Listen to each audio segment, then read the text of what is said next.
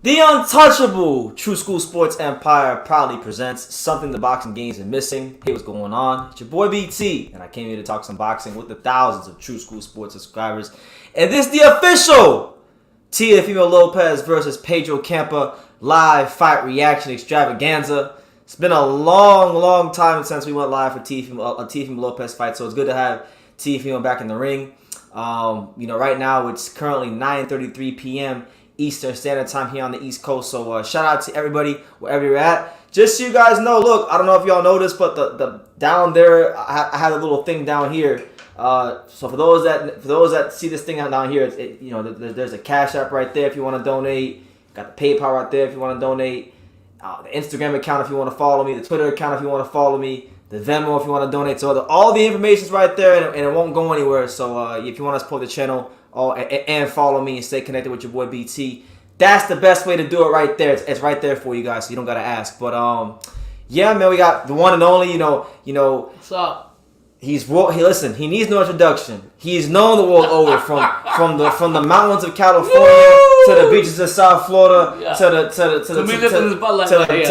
factories of Bud Light in St. Louis, Missouri. It's the only. It's Pops. Yeah. Welcome to True School Sports. Brendan, fire away, and then we'll talk about the fight. Go ahead. So listen, man. Me and Pops did watch the preliminary fights, and it was a great card so far from Top Rank. There was two fights that really stuck out on the undercard. You had Duke Ragan, the U.S. Olympian, taking on one of South Florida's very own D'Angelo Fuentes. Shout out to Coach Jeff Ports and Beta Bay Boxing Gym. Duke Ragan wins the decision. A very close fight. The judges gave Fuentes 2 rounds. They gave Ragan 4. I personally had it a draw. I thought Duke Ragan got severely exposed in the fight, and there's a lot of chinks in the armor he really needs to tighten up on. Yeah, I think if he ever fought anybody, not taking nothing away from Fuentes fought very well. Fuentes supposedly he broke his hand in the 5th round. He broke his hands the round, according to the trainer that BT knows very well, and I do myself. And sometimes those things happen. It's unfortunate, but I think that and I'm gonna go what BT says that Top Rank has one of the best matchmakers. They that would have gone even 2 more rounds or 10 rounds. And Brendan said it would have been a good night to him. Yeah, so that was a really good fight. And then the fight that I was really excited about on this card was the fight between Vic Toney and Troy Isley, another U.S. Olympian, taking on a guy in Vic Toney who, very talented fighter, a guy I'm very familiar with. Only loss of his career prior to this fight was against Sebastian Fundora, and he took him the distance, so just making understand that. Not a lot of guys can take Fundora the distance he did. Very good fight. Vic Toney was in there using that long rangey frame, making things very difficult on Troy Isley, making him miss, counter punching him in spots, but ultimately Isley's just a little bit busier, and that's what won him a lot of the rounds. Another fight that really interested me was the Puerto Rican Rosario. Omar Rosario. Omar Rosario, to me, he's good. I actually texted him, and I follow him on Instagram, and I basically told him that he needs to change the philosophy on his jab, and he needs to also throw some uppercuts. There you go. I want the best for me. He's from Puerto Rico, so I want him to do the best. So es un boxeador que a mí me gusta mucho de Puerto Rico, Omar Rosario de Caguas. Y yo creo que él sigue para adelante. Me gusta mucho a él. Me gusta que él tire la jab con diferente velocidad, que tire el uppercut y que se mejore. Yo voy a seguir apoyando a él. Y ahí está. Muchas gracias. There you have it. Shout out to my man Caesar. What's good, Caesar? Hope you're well. He said, best wishes. Cheers. Shout out to you, Caesar. Michael Manning, what's good, champ? He says, Pops looking good as wood. Hands down, Trampler and those guys just have skills to find guys to look good on the way up. Yeah, man, they really understand tendencies. They know when to make a fight a 6-rounder versus when to make a fight an 8-rounder. Every time I watch Top Rank card, I always tell my dad this. It's like you'll see competitive fights, but they know when to cut it off. Yeah, they know when to make it 6, when to make it 8, when to make it 10.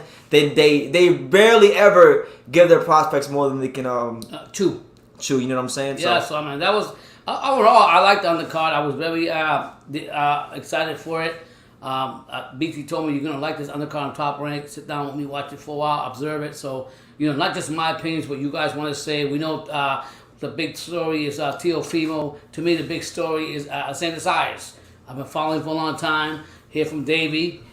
He's Puerto Rican, and I think the sky's the limit for him. I think he's going to only get better. He's got a top front opponent on him. I don't know if it's tough. It's not supposed to be tough. And Top Rank picked him for a reason. He better not be tough. I'm gonna say Tia better come on and make a statement. And then for Teofimo, I like his confidence. I like him that he's coming back. Focus on the fight, Teofimo. Don't talk too much like you've been doing. And let's see what mind frame you're in, how you look in the ring, and then we can judge you from that. I think that Mexican fighter, what's Campa? Campa, they say he's all Mexican fighters. I'm not trying to disrespect him, but I don't know if those have been tomato can Mexican fighting record. He has a loss. Huh? Yeah, he has a loss. He only has a loss. So. Yeah, I don't know if he's really that power that comes into the fight. But I will say one thing: there was a reason why he got picked by Top Rank. But I'm running with the two bulls in my. I'm gonna put it as I'm going. I'm gonna put it as cut and dry as possible. If Teofimo loses this fight, Top Rank will fucking release him after this fight. That's crazy. That's what you know what. And I got to go with Brandon. I've seen other fighters that actually got cut off and had to go to PBC and other promotional companies. One thing the Godfather's not playing with that. He don't tolerate that, Brandon. Well, because certain fights you're not supposed to lose. Like this is one of them. All right, this is one of them.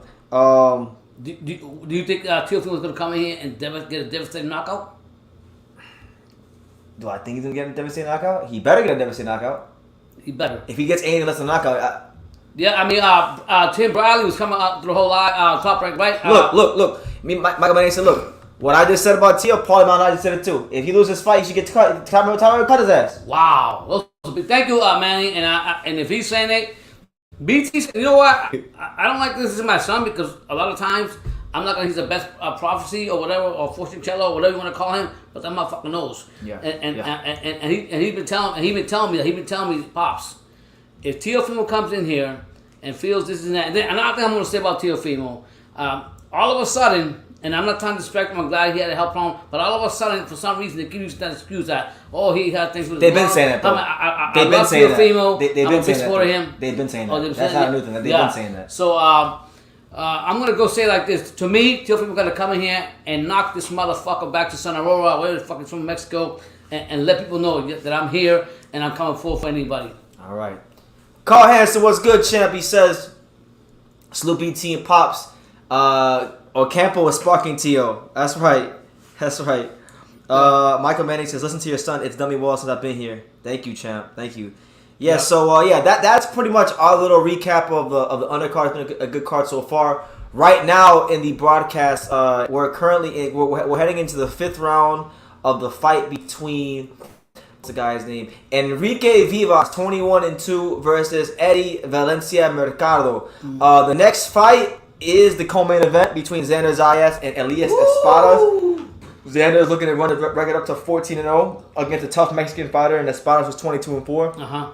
And then you have the main event as Teofimo Lopez returns to the ring. You know, we got 2 products of the Davey Powell in the main event and the co-main event. So South Florida is definitely well represented on this card. So man. Hey guys, do me a favor, smash that like. I mean, besides them, you got to credit the Fuentes. He's from South Florida too. He's from South Florida. D'Angelo Fuentes. Shout out for good showing.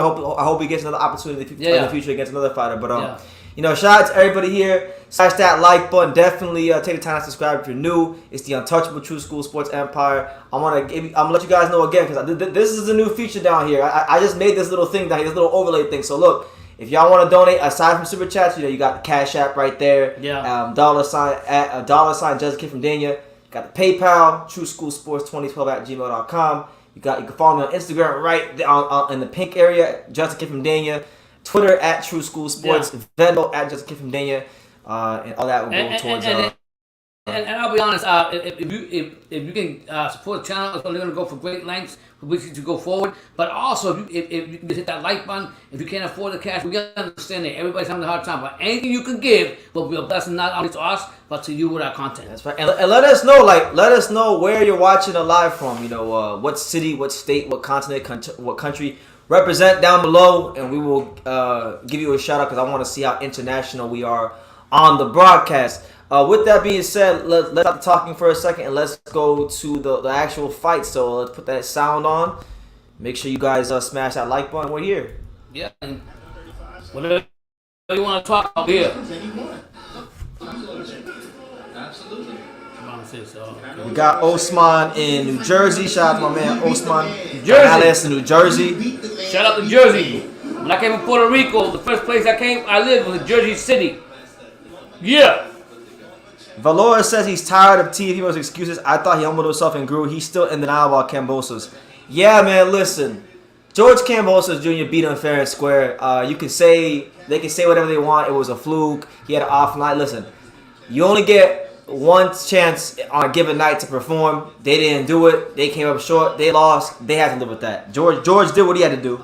Yeah, and he really when you the sign that you know that a boxer has matured and accepted the loss and move on is when they stop talking and make excuses for something that happened in the past.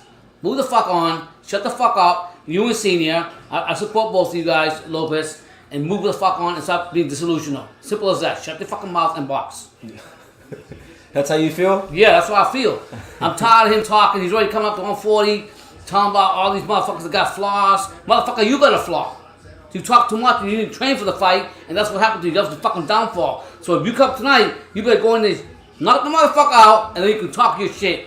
Shut the fuck up, Lopez. It's gonna be. You know he's supposed to. Do you understand how much of a favorite he is? I don't give a fuck what he is. He should just stop talking. Is my whole point. All right. He's gonna win. I don't think he'll go 5 rounds because I don't know what kind of fighters Campos has fought.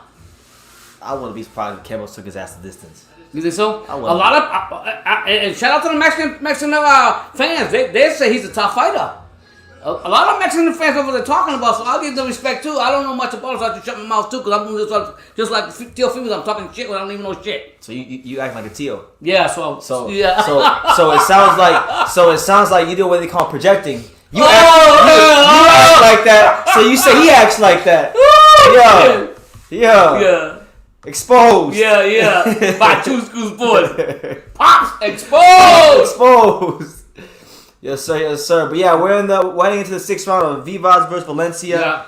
It is also worth noting, hey, shout out to her. You know, in my opinion, and I've said this many years, the best female fighter in the world. Yeah. Sinisa Estrada is there. Yeah. She's there. So expect her top ranked debut soon. She was there talking to Mark Kriegel earlier about some of her future plans for top ranking and things like that. So that's what it is. Adrian Addery says, did you see my 2 messages? Yes, you asked about the Bridgerweight division. What do me and Pops think about it? To be honest with you, I don't think about it because there hasn't been any Bridgerweight action since the first Bridgerweight fight. And so far as, what was the other comment you had? You had a comment about 190s, 180s should be the light heavyweight division. Just give it a cruiserweight because majority of them are heavyweights. Well, I'll say one thing about the Bridgerweight, in my opinion. I know Deontay Wilder's coming back to the heavyweight, but I would love to see, if he doesn't do well in the heavyweight, I would like to see him in the Bridgerweight. I think Deontay Wilder will do good there. Eliezer Feliciano, salute to True School Sports. Yes, sir. Good to see you, champ. We got Nosy Rosie in the building. We got a star-studded people in the comments in the building. But yeah, right now we're in round 6 of Vivas versus Valencia. So it's an 8-rounder, and after this will be Xander Zayas.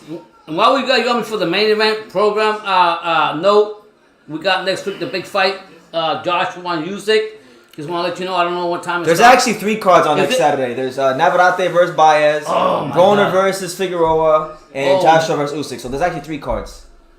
Don't forget about Vaquero. Yeah. I like them. I like all them fights, but I think 2 of them are whatever. I'm just saying Usyk and Joshua, we'll see what he got going on. But right now, let's go back to Teofimo. Just want to remind you about that. Yes, sir. What do you think about Jake Paul? I don't think about Jake Paul because I'm a real boxing fan. So I don't think about fake fighters who pull out of fights. And I'm gonna say like this: I don't think shit about Jake Paul, and I definitely don't think shit about WBC president or owner, what the fuck his name is, Solomon, trying to make Jake Paul a ranking fighter, disrespect to real fighters. Enrique Lewis says, BT, is this the last fight on the undercard? No, it's not. There's still the co-main event next with Xander Zayas and Elias Espada. So yeah. You got time to do whatever you want to do on your agenda. All right? You know what I'm saying? Mm-hmm. So yeah. So yeah, that's my whole point on that. I thought that and Jake Paul's thing, I don't want to make this whole conversation. I think it's very disrespectful by Solomon. And then he comes out the day after saying that he wanted to defend what he says. Fuck Solomon. He can keep on walking all the way to wherever he's from and keeps doing it. Fuck him. Because he's disrespecting fighters who've been there for 21 years doing it the right way. Angel Johnson asked a question completely unrelated to boxing. He says, "Who is more beautiful, Mary J. Blige or Alicia Keys?" Alicia Keys. You say you choose Mary, you're on crack. Alright? You're on crack, champ. Oh, shit. He trying to test your knowledge, brother. Alicia Keys. Yeah. I mean,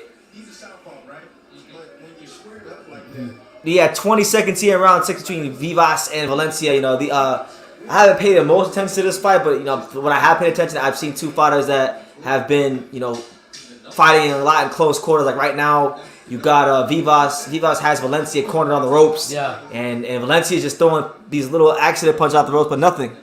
I don't know why they didn't put the Omar Rosario or the even just swing bout. This is a random fight. Yeah, they have that's what it is. Yeah. It's the bridge fight to the main event. So what you guys prediction on this fight? What's Teo gonna do? What's our Campa fans if gonna do? Teo delivers anything less than a sensational performance, he's gonna get completely called out by everybody in boxing.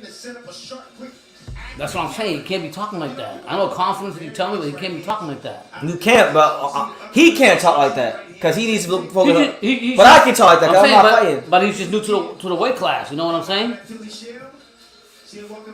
They picked his ass for a reason. Yeah. They didn't pick him because they wanted to make a great fight. Well, I will say one thing. After this fight, whoever wins, whatever the case may be, I'm pulling for Teofimo. This weight class has got some good fighters in it, Brendan. You don't think so? There's a lot of good fighters. Yeah, so Taylor, Prograis, so Matias. I mean, and the other guys that are moving up, it's just gonna be more exciting, I think. You know?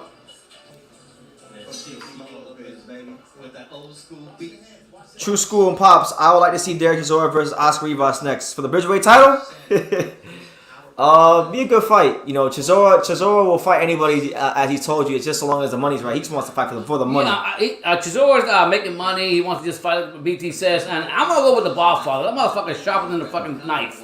He came out and said that, don't believe the hype on everything that freaking Fury is saying. He gets along good with Sugar Hill. And the other guy's his good friend, whatever the training was. So I think all this shit. Isaac Lowe's a fighter, just so you know. Yeah. So what I'm saying. He's the guy that got knocked out by Nick Ball. Okay. You know Nick Ball, British fighter. I can't recall. Nick Ball. Nick, you watched him fight. Nick Ball. Brendan. He pressure fighter, stocky. Yeah. Oh, look. Yeah, I like them. Yeah, the guy that hyped Isaac Lowe got knocked out by Nick Ball on the Fury White undercard. You watched it. We were live.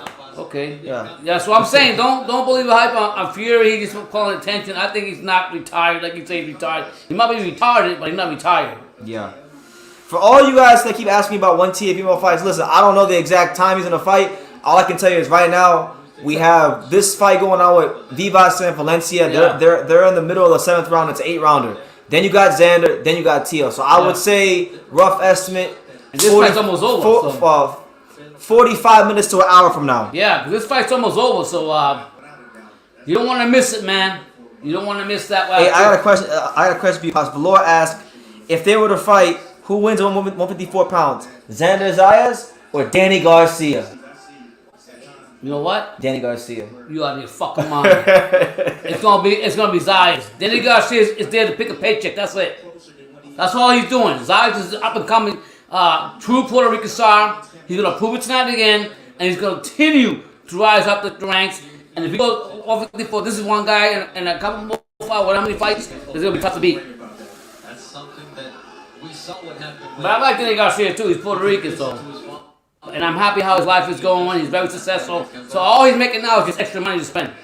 Shout out to my man Boxing. Now he said Zayas versus Garcia, PBC and Top Rank, not happening. Yeah, that's that fake boxing politics that whatnot. But And I could bring up about that you were saying that a lot of times a lot of fighters become inactive because of the promoters and everything. So it slows down a lot of fights we really want to see. All these fake politics. It's all fake.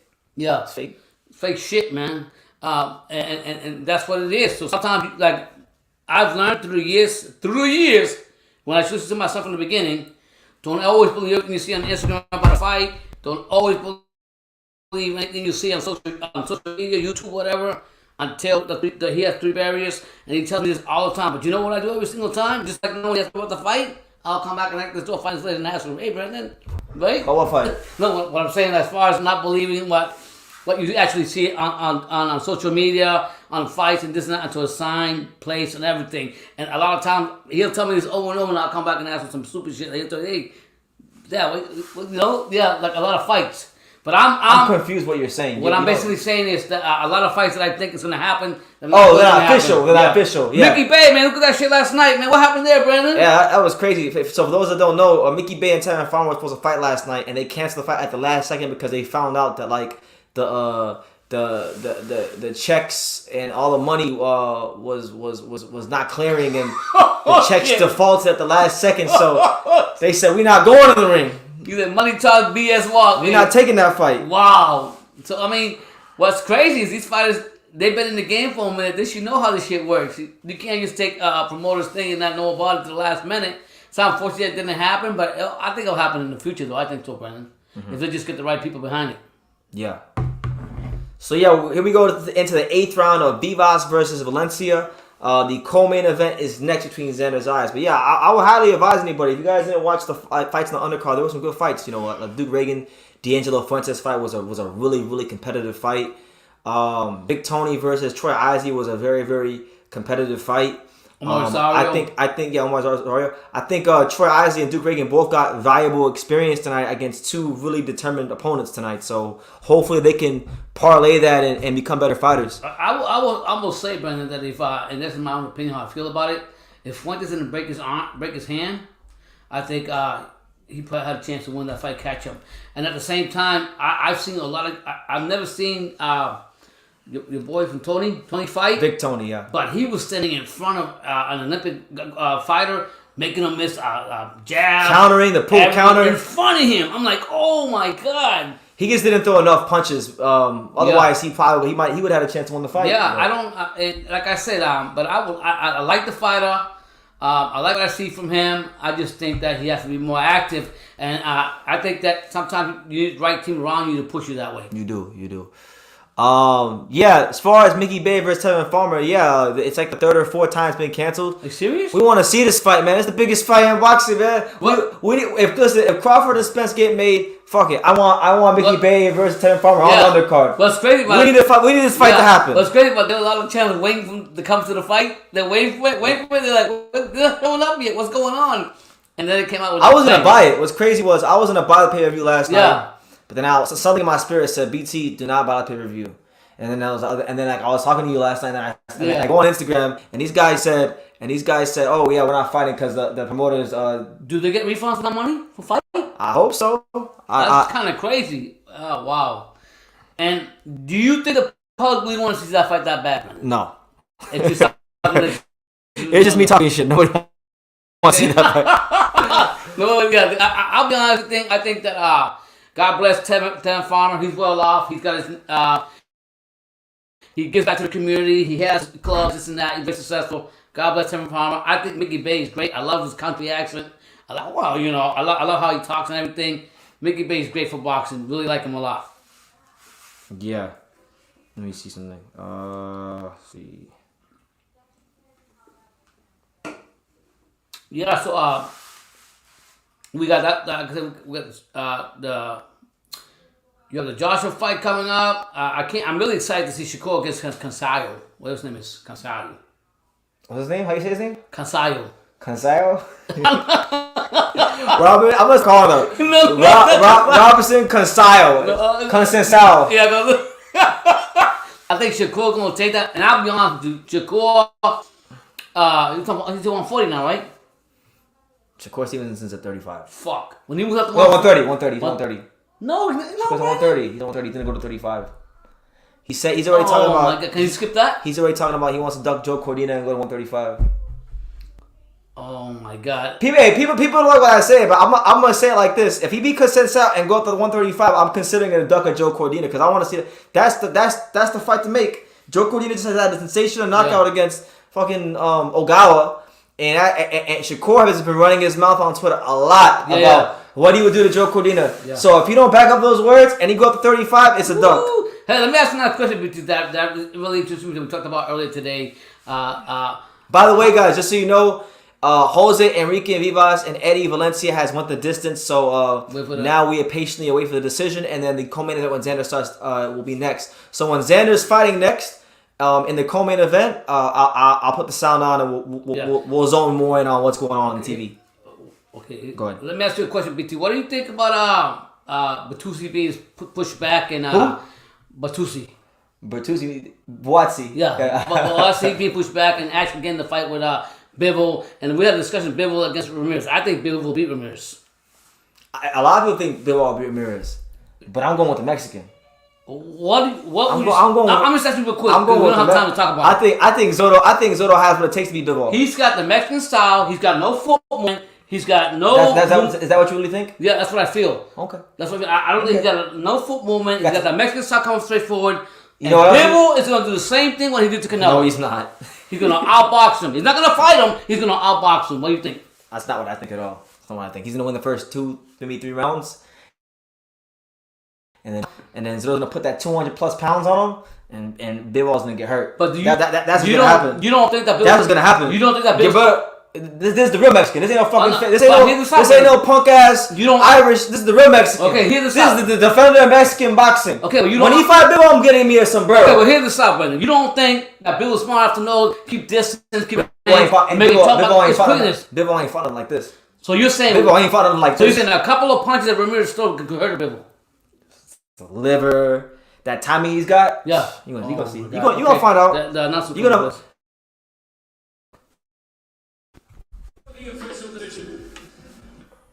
Come on, man.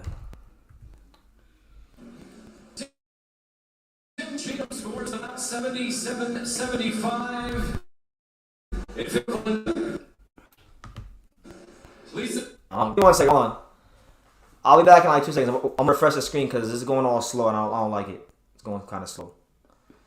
Valor says BT knows. That's right. Zotto. Yeah. They all want to disrespect and they all want to act like Zotto's some bum. Slouch, pushover. This ain't no fucking Canelo. Listen, this is a legitimate light heavyweight. I'm not saying that. This is the defender of Mexican boxing. I just think if Zotto comes back in there and has the same Mexican style, and I'll say it again, he doesn't Mexican style, and comes in there and I think he's gonna brutalize. He's gonna brutalize Bivol. But if Bivol keeps the fight in the middle of the ring, keeps his distance, keeps his range, keeps his movement, it's gonna tire the fuck out of this guy. But at the same time, if Ramirez catches him with something hard, he could break him. The fighter's voice with Don McGuire says, did Vic Toney win? Unfortunately, our boy Vic Toney did not win. He looked good. Man, he performed well. He made Troy Isley miss. He gave Troy Isley the toughest fight of his career. He made Troy Isley very inefficient and ineffective throughout the rounds, and Troy got very frustrated in the middle rounds. Vic even managed him on a couple of pull counters, but ultimately Vic did not throw enough punches to win the fight. Vic kind of squared up in the later rounds at times and got caught pulling back at times. So he didn't win the fight, but I think Vic performed well enough to get opportunities in the future, and he's a good fighter. What I like about Vic was, and I'll be honest with you, you got an Olympic that had all this talent that made it to the Olympics and everything. I mean, he was literally exposing, in my opinion, Brennan, what I seen with my 4 eyes, and they don't lie to me. He stood in front of Isley and made Isley look like shit. And when Isley would throw any hard punch, you knew how to step back and make it mix a lot. So it all comes out to, like I said, your activity in the ring. And Brendan brought a good point. If Vic was more active in the ring than he has been, I think he would have got his shots better and cleaner. The fighter's voice says, Don McGuire says, I appreciate that. I just signed Vic Toney. You just signed Vic Toney? Well, if you signed Vic Toney, I mean, this is just a question. It's not like in a bad way, but like, why didn't you watch the fight? Yeah, you got to go out there and I will say, Tony used to throw more jabs, throw a jab out there, and then throw more right. He didn't throw a lot of rights. And he's fought the whole night on a Philly shuffle. Oh, man, Michael Manning says he's not buying the Zotto hype. He says he is a bum slouch. He needed to fight versus Jesse Hart, for God's sakes. And neither one of them are competitive. Well, I will say... No. He didn't need to fight Jesse Hart. Neither one of the fights were competitive. Jesse Hart, and I'll agree with Jesse Hart. Yeah. I used to be a big Jesse Hart fan, so I saw Jesse Hart. But Zotto clearly showed he was a level above Jesse Hart in the first fight and definitely in the second fight. Well, I will say this. I'm running with Bivol, but Zotto's been wanting this fight for the longest time. He's been calling out for the longest time, so I think that's enough motivation for him to get this fight. We know how Golden Boy operates. We know what's going on with them. So just to have him have that fight is great news. A lot of Mexicans that follow Soto and whoever else, respect to you guys. If you feel that Soto's going to come in and dominate, so be it. We're only going to find out when the fight happens. No, absolutely. The fighter's voice with Don McGuire says, "I'm on the road, my brother." Okay, no problem. Oh, God bless you. We're not trying to hate on you. Safe trial. It was just a question. No, congratulations. It was a genuine question. I mean, if you sign them and everything, God bless to you. There's a lot of things that... anyways, I don't know nothing, so I'll let my brother some talk. Michael Manning says, BT loves Don King, but can't stand by him for that move, and he paid to go show it. It was a circus. Yeah, well, look, Don King with the Daniel Dubois situation. I mean, listen, you can't buy a cat and be surprised that it meows, right? Like it's not really a surprise. And honestly, like, I know it sounds fucked up, but I kind of like laugh at Frank Warren because like I know he can't control what Don King does, but like if you're looking out for the best interest of said fighter, you should have the foresight to see things. And this motherfucker Don King's been sued before this time. He's been sued in 5 different decades, so you know there's a possibility if the fight goes there, and he may not handle business in the most honorable way. And that's what happened. Yeah, I'm going to say like this. I don't know if this is like a bullshit move by Don King. When he came out, he said that he's always had the money. He's had the boss money on escrow, and it's actually Frank Warren that hasn't come and whatever, look at the money, take the money back to pay. I'm going to go what BT says. If you're really fucking Dubois promoter or whatever it is, you look out for the best interest in it, make sure you get his money. Yeah. I don't know why Frank, like I've watched the videos, like I don't know why Frank Warren is acting like surprised like the Don King, you know, is got a track record. He got a track record. Like you are the fruit you bear in life, so it's like I always say you bake a cake, the cake what the fuck. Once you bake a cake, it's a damn cake. You can put icing on it, you can put fucking strawberries and whatever you want, candles. Yeah. But that cake into its core is the same cake. If it's an ice cream cake, you're gonna have chocolate and vanilla ice cream in the middle. Yeah, so you already know. So you know what you're getting with Don King. Yeah, you knew. At some time, no disrespect to Don King because I love him, he's a legend in boxing and everything, but you knew you would get some type of fuckery from him. Yeah. We got my man, Shakur. Shout out to my man Shakur. He said, "The British fighters suck." I like Shakur. He said, "Yo, what's up, my brothers? How's the family? All good. How many fights till Xander? Xander is the next fight. Right now, they're just doing some talking on Top Rank, and so Xander will be the next fight, and then the main event will be Teofimo Lopez. But it's been a very enjoyable card. I think I gotta give credit where credit is due because I'm always quick to shit on promoters when they put on shit cards. But let me give Golden Boy credit for last week. They put on a very good card with Michael McKinson and Virgil Ortiz, which I enjoyed from top to bottom. It was a really good card. Mm-hmm. And Bob Arum came out with a good card this week. So just really good stuff happening in boxing. Boxing starting to pick up a little bit now. Yeah. You see, one thing I will say about I'm not really a fan of his, like we talked about. I won't bring it up, but I like what he did from. Jake Paul, he actually paid all the fighters that were supposed to be in the fight. God bless him. So I'll give them. Talk to them, because I gotta get some water. Right now they're talking to Pedro Campus. I don't know what he's saying. He basically, when he talked earlier, he basically said that, he's been waiting for this fight, this opportunity to come here. He's ranked number 11 at 140 pounds by the WBO. He's happy to be here. And he's going to put a good fight. And let's be honest, man. We got to give respect to the Mexican fighters because Mexican fighters do give tough fights to anybody. I don't care who you tell me this and that. You got to give respect to them. I just think good luck to him because in America you get all the opportunities. Good luck to Campus. But I just think that today's going to be Teofimo's night. It better. I'll tell you now. It better be Teofimo's night. Or he getting cut. Yeah. He getting cut. Yo, Baldwin don't play with that shit. This is a hand-picked opponent. He's supposed to win. Yeah. Like, no disrespect. I respect all fighters, but... What the odd makers got it? Pedro Campa is like a plus 1,400. So if you bet $100 and he wins, you get $1,400 back. If he wins. He ain't beating okay. Oh, wow. That's why the odds. And for Teofimo, he's like a minus 3,000, which means to win $100, you gotta bet 3,000 on him. You're damn out of your mind. I'm serious. I guess... Do you think that rich people are happy with that? They don't care. They're rich. It's $100 in the pocket? Yeah. Shakur says, TL, let's fucking go. Cam about to get his shit pushed back worse than Nate Thurman's headline. See, you got Shakur using my phrases now. That's the South Florida shit. I like that, man. Getting his shit pushed back. I like that. Tell him, Shakur. I like Shakur, man. You know why I like Shakur? The fucking British boxers. I love him with that. Hey, but it's your boy BT, the untouchable, True School Sports Empire. We're here at Pops, waiting for Teofimo Lopez. We're happy and delighted to have you guys all here. It's been a good night of boxing so far. Make sure you guys hit the like button, subscribe, super chat, and then all the information is down there below. You got the Cash App, the PayPal, the Instagram, the Twitter, the Venmo, all the information BT, is there. So how much better do you think BT? How much better do you think Teofimo is going to be? Knowing that he's learning, he came out one interview said he's learning how to switch from southpaw to what do you think about that? Teo? Yeah. No, absolutely not. You don't think that's good for him? You think that's going to be better optimal for him?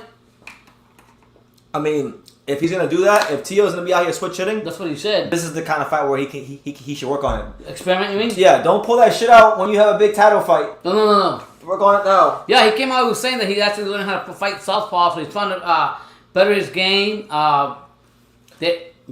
Whoa. Yeah, they say to better his game. Shout out to him.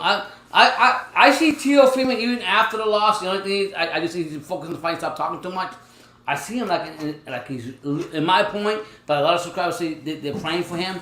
That I see him more like he's come to a road where he's actually feels like more calm with himself. What do you think? Like more calm, more peaceful. And by that, we're gonna find out tonight what kind of fight he's gonna put on tonight. I don't know. Sometimes I'm gonna call this spade a spade. Sometimes Teofimo in the interviews look like he's more calm, peaceful, and then sometimes he sounds like he's on drugs. Yeah, So I don't know where he's at. So we're gonna find out when that ring. Yeah, and I agree with you because a lot of I was watching other channels, popular channels, and they were saying the same thing. They said they're praying for him, and I'm like, wow. Yeah, shout out Eddie Morales. Good to see you, champ. What's up, Eddie Morales? Hit that like button if you guys haven't. We're here. We're the best, the True School Sports, the universe. We taking all boxing. Tell them how you really feel. Yeah, we come here. We're gonna show you guys. We came up. What's that Drake song I like? Start from the bottom up. Yeah, we started with the bottom on up. What is it? Now we're here. And now we're motherfucking here. Yeah. And tell them who your sponsor is. Yeah, you know. So you this know, live has been unofficially sponsored by for Pops. Not Woo! Bud Light. Woo! The king of beers and the top right Yeah, here. that's right. We started from the bottom, now on the top, baby. We coming for everybody. There you have it. You know, Pops was gonna be on when we got the Bud Light. Well, we haven't. in the system. I mean, this is like our second live together. We haven't had the thing, so I want to get back with you guys and appreciate all you guys what you guys are doing, being here and following us and subscribing to us and hitting that like button, donating to the channel. Everything you can do is great for us. Yeah, absolutely. So we're just patiently waiting, like you guys. There's Teofimo Lopez in the locker room getting his hands wrapped, looking to Do you make feel, a statement. I was feeling one thing, Brandon. I don't agree with it. Go ahead. They were saying, I don't know if it was, they said Teofimo duck Haney or whatever the fuck. Did that fight was supposed to happen or no? The Haney fight. No, it never happened, right? No, it never happened. Yeah, but they say he ducked a lot of things. But I will say one thing. Now the 140, even if we know that I'm just gonna be honest. Okay, let me ask you one now. Ryan Garcia beat Teofimo. Yes. Are you like what? Yeah. You know the power he got? Yeah. Well, how you pick Garcia over him? Because of his movement or what? Teo gets hit. Oh shit! What do you I don't know. To me, that's a pick-em fight. Okay, so let's say That fight. If Teo and Ryan fight, that fight is all about who just lands the left hook first. Do you think after this fight, Teofimo's gonna get a big fight? One of the top fighters in the division right now, 140? No. Not right off the bat. No. I think he's getting another 2 out of this fight. Would you like you asked me? I'm gonna turn on you now. Will you be satisfied with UD by Teofimo? No. No, it's a new division, Brendan. No. Absolutely not. It's a new division. I need statements. I need a statement. Brendan, it's a new division. I need a statement. I've been saying for years that Teofimo Lopez is going to have his best performances at 140. You're fighting a guy who's fucking handpicked. Like handpicked. Mm-hmm. There's hundreds and hundreds and hundreds of 40 pounders in the world. And Top Rank said, this is the guy who wants you to fight all the way back. They didn't pick him so you could be competitive with him. They picked him so you could get a fucking highlight reel. So anything less than a highlight reel, I'm gonna have a lot to say. Okay, let me ask you one thing. We're talking about the 140-pound division. We got Cepeda, we got Taylor, we got Progress, so forth and so forth. In your own opinion, out of all the top fighters at 140, how far can Teofimo go? He could be a world champion. Can he beat Taylor? Yeah. Can he beat Kettle? Yeah. Can he beat Cepeda? Tio could be. If Tio's right, Tio could be anybody. Tio from 135 to 140, he's capable of beating anybody in the world. It's not about talent. It's not about skills. It's not about none of that shit. It's all about up here. Okay, How is he up here? If this is right, I give Tio a chance against anybody. You think I'm gonna go. Can he beat Rolly? Can he beat Tank? Can he beat? He can beat Tank. Rolly, Tank. What? I pick him to beat Tank. Garcia to pick him. Garcia to pick him, but I'll go on record and I'll pick Garcia. What did you see in that fight that made me pick that? That fight is just. Well, you say you always tell me that Garcia got power punch. The thing is, I've seen all these guys in person. I've seen them all train in person, except what am I not seen in person? Mm-hmm. All of them, really. I've seen Shakur train. I've seen Shakur spar. I've seen Ryan train in person. I've seen Tio train in person. Shakur, yeah. I've seen Devin train in person. All of them. I'm gonna tell you, y'all may not like this, but this is the God's honest truth. Oh, This is the God's honest, unbiased truth. And I like Teofimo more than all these guys, but the most talented guy that I've seen in the gym, as far as just like pure raw talent, I'm talking about like he don't even gotta train. The motherfucker can just go to the gym and he just has the most natural. It's Ryan Garcia out of everybody. You always tell me that. I like him. I don't like him. I think there's things about him that rub me the wrong way that like many other people. Yeah. But Ryan Garcia is fucking talented. In a way that. So you're basically saying when he came out and said like, fuck the Tank thing, they're being bullshit about that. I'm gonna go ahead and call out. I think you want to see a fight Teofimo. You don't think Teofimo was quick too, Brendan? Yeah, but Ryan, you don't understand. Ryan is tall for the class. Really tall. He's taller than Teofimo? Yeah, he's taller than everybody. Everyone. Tank, Devin, everyone. Oh shit. So, you gotta really have that boxing ability to close the gap on him. Yeah. And if you don't, and you reach, that left hook's coming. Because I'm going to tell you one thing. And if that left hook lands... One thing about... I love Ryan Garcia, whatever he went through, mental, whatever the case is. But the only thing I don't like about him training with Goosen is he's fucking using that stupid-ass punching bag thing. Doing the same shit. You know, the reflex bag? He's like... In my opinion, what... How much? This bag. He says. This is Joe Goose. Joe Goose is like this bag is great. This bag is great. With this bag, you can hit the bag. You could slip it. And Ryan's dad created this bag, and he created Ryan, and he created the Instagram account. No. Listen, let me tell you. I love Goose too, but I'm honestly. Goose.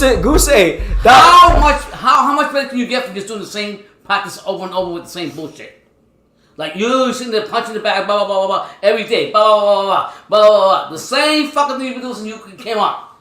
What happens if you get an opponent that's going to throw angles, throw different things at you, throw different punching combination? How the fuck can you answer that? Yeah. You just throw straight punch to the punt thing and think you're tough? Reflex bag.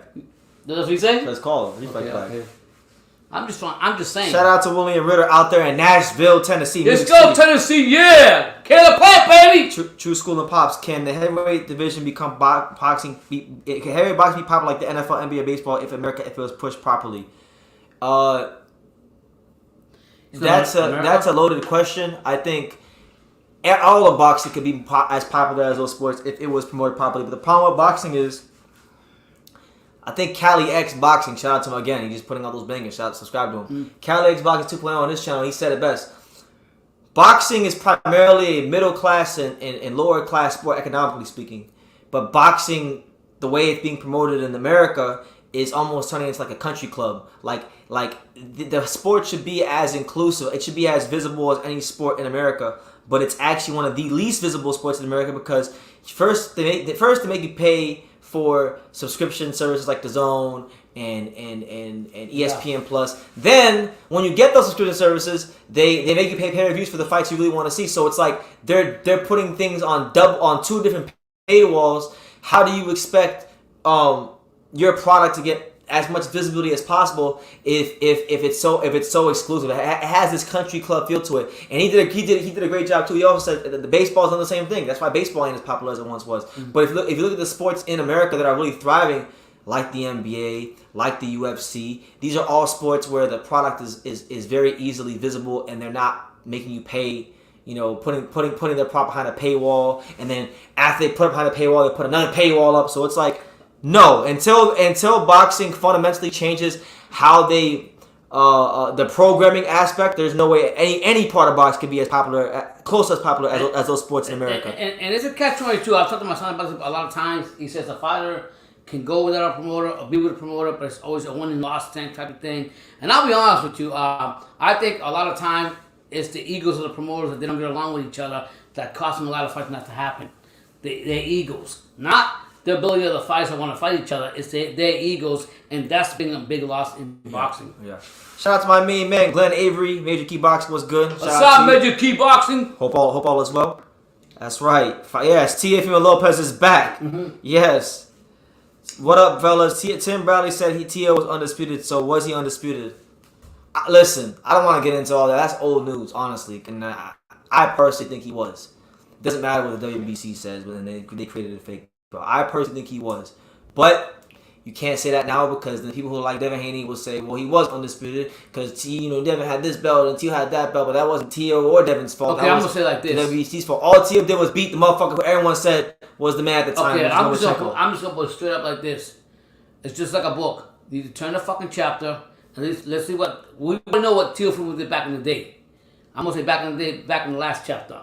He's turning the chapter now 140. That's what he can accomplish. That's it. But yeah, to answer your question, like I think boxing in general could do a better job in the States if they just stop putting everything on these premium streaming services because it's ridiculous. Like people don't have money to be paying for extra. Like cable is already expensive enough if you got cable, and then you got to pay $70 for a pay-per-view, and then on top of that a subscription to a certain platform. Like I will go back to one of your buddies that always comes on the channel. Respect to him, Fire Away, Rick Glazer. Rick Glazer. He says a lot of these fucking fights are not pay-per-view fights.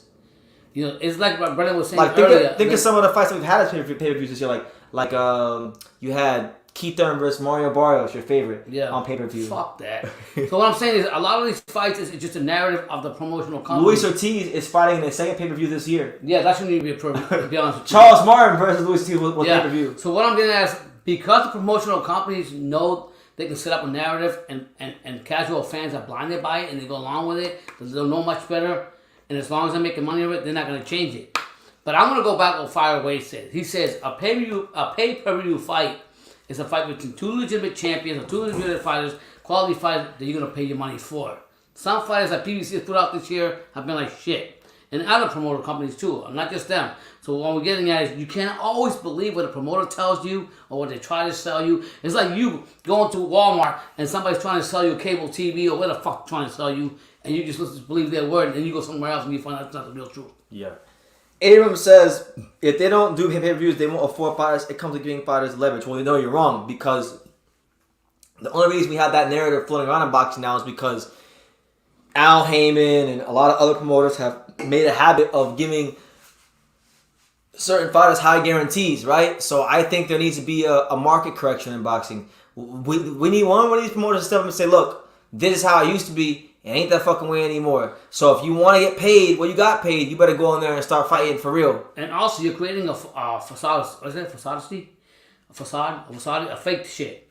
You're putting fighters on pay-per-view that they feel that by you putting on it, they're not worthy of even earning that. They're gonna always go ahead and lobby for that because they think they're better of it just because you put them. But that really, the quality of that fight doesn't pay for the pay-per-view. Yeah. You're getting ripped out of your money. Yeah. When it's worth. And that's what's happening. I was reading about it. They were saying that pay-per-view, you just can't put anybody and throw them in there. The fighters only got that leverage, Abram, because the promoters gave it to them. They gave the fighters that they gave certain fighters that leverage. And when I say they, I'm really talking about more so like Al Heyman and PBC. Hold on. Here's Teofimo Lopez talking to Bernardo Osuna. Let's see what he has to say. Describe the feeling you're feeling now just moments from returning to the ring against Pedro Campa. And they're having technical difficulties. They need to take over their audio. Yeah. But yeah, what I was saying is... We apologize for the audio. And come again. Mike, but we'll ask you the question again. 8 months ago, you were trying to face George Kambosos with severe health issues. Describe the difference just moments before you step into the ring once again, this time against Pedro Campa. Like I said, the difference is all about just reminding myself that I am the best. You know what I'm saying? It's just all about doing those things. Look, and the only way it's going to show is when I'm in that ring, that bell rings. You know what I'm saying? Against Pedro Campa. Look, I know that it's going to be a great fight. I'm well prepared for this fight. My mindset is different. Definitely coming into this, I'm more determined than ever before. And if people thought the Lomachenko fight was impressive, just tune in right now. August 13th, live on ESPN. Only your second fight in 22 months. That's rare for you because you had been quite active. Was there only 2 weeks of sparring for this fight? And if so, why? At this time, it's just all about knowing what's best for me right now.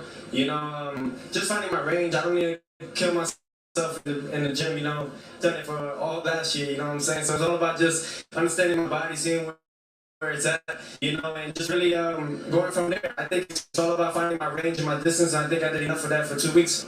We look forward to the take-back starting in just a few moments. He only sparred 2 weeks for this fight. So that's what So Teofimo says in the event that he gets knocked the fuck out, that's going to be the excuse. What did he do? You didn't hear him? Oh no, I didn't catch that. You didn't catch that? So my dad didn't catch that. So he basically just admitted he only sparred 2 weeks for this fight.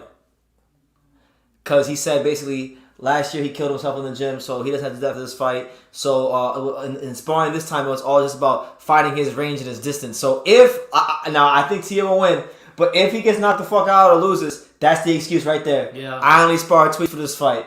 Yeah.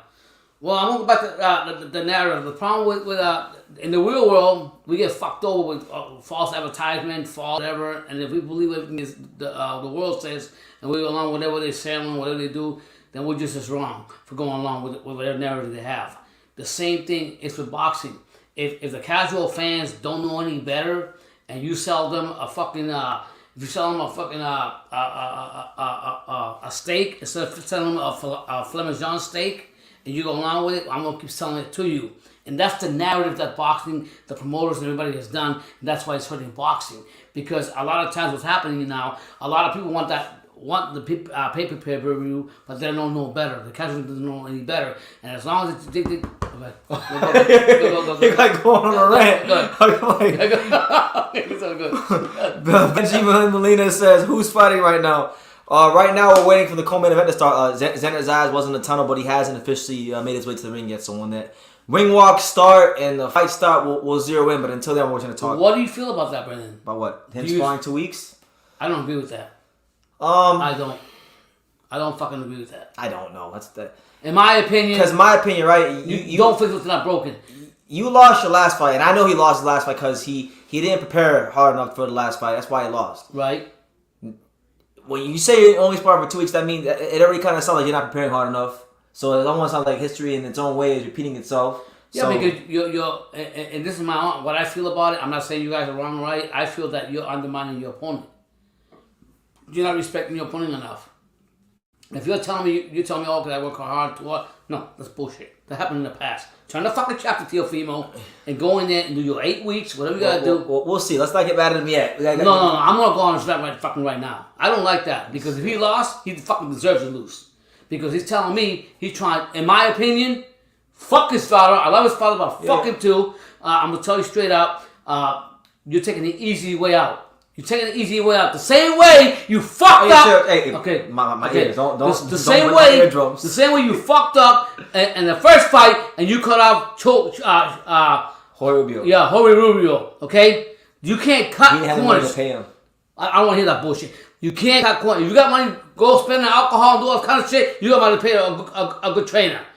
So you're cutting corners now. So in my opinion, you're gonna win the fight, Teofimo. But you can't take shortcuts. Abram says, bro, how do we know he didn't train for this fight? He literally just said he only sparred 2 weeks for the fight. That's what he said. So either A, I have to believe him and take his word, or B, he's lying about that. So whichever one. Yeah, don't take it on us. We're just reacting to what he said. Okay, we want Tio to win. We chastise those we love here on True School Sports. Yeah. Eddie says if he loses, we'll top rank drop him. I guarantee you he will. They will. Because you gotta remember. You guys have a lot of memory when it comes to boxing. Mm-hmm. These guys left Bob Arum for Triller. That left the sour taste in Bob's mouth. Yeah. They said all this stuff. We're taking over the sport. We're doing things a new way. It blew up in their face. But you they went to Eddie. They lost, and then they came crying back to Daddy. But Bob. you said that's gonna happen, Brandon. You told me that's gonna happen. Yeah. And so basically, they went begging to, and thank God the Godfather is forgiving and gave him an opportunity, because he don't have to give him an opportunity. All right, so man. So it looks like the Xander Zayas fight is about to happen within the next couple minutes, because the Top Rank telecast just came back on. So yeah, it's your boy BT, Brendan Taylor, the untouchable True School Sports Empire, alive and in color, in the flesh, handsome as could be, 27 and aging like a fine wine. Hope you guys are enjoying your time here. Make sure you smash that like button and definitely take the time to subscribe. Put the sound on, because it is time to talk and react to some good old boxing. His locker room, the recent undisputed lightweight champion. The take back. The take back, people. South Florida, stand up. Davey Powell. Between Teofimo and Campa, and win $100 in free bets, no matter the outcome. There's Teofimo Lopez in his locker room jump roping. No, the Teofimo fight is not next. Xander is next. Xander is next. Inside the event center at the magnificent Resorts World Las Vegas, there was a point not that long ago where Teofimo Lopez was one of the rising stars in the game. And there's Xander Zayas in the ring. So Xander is in the ring now, people. Xander Zayas, moments away from his 14th pro fight against the tough Mexican Elias Espadas. Yes, Teofimo is after, yes. Introducing first out of the blue corner. He weighed in at 153.6 pounds. Wearing white trunks with green. Oh shit, this guy's from Miami. His record, 20 victories, 4 defeats, 1 decision. 15 of those victories coming by way of knockout. Yeah, I don't think so either. From Mérida, Yucatán, Mexico. Dang!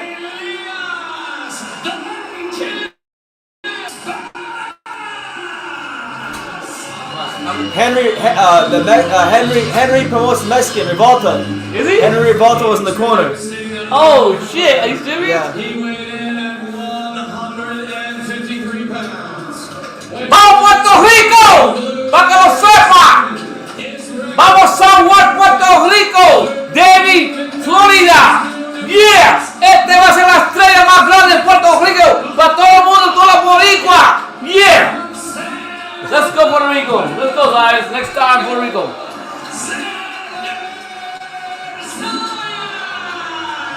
Do you think he's gonna be that tall?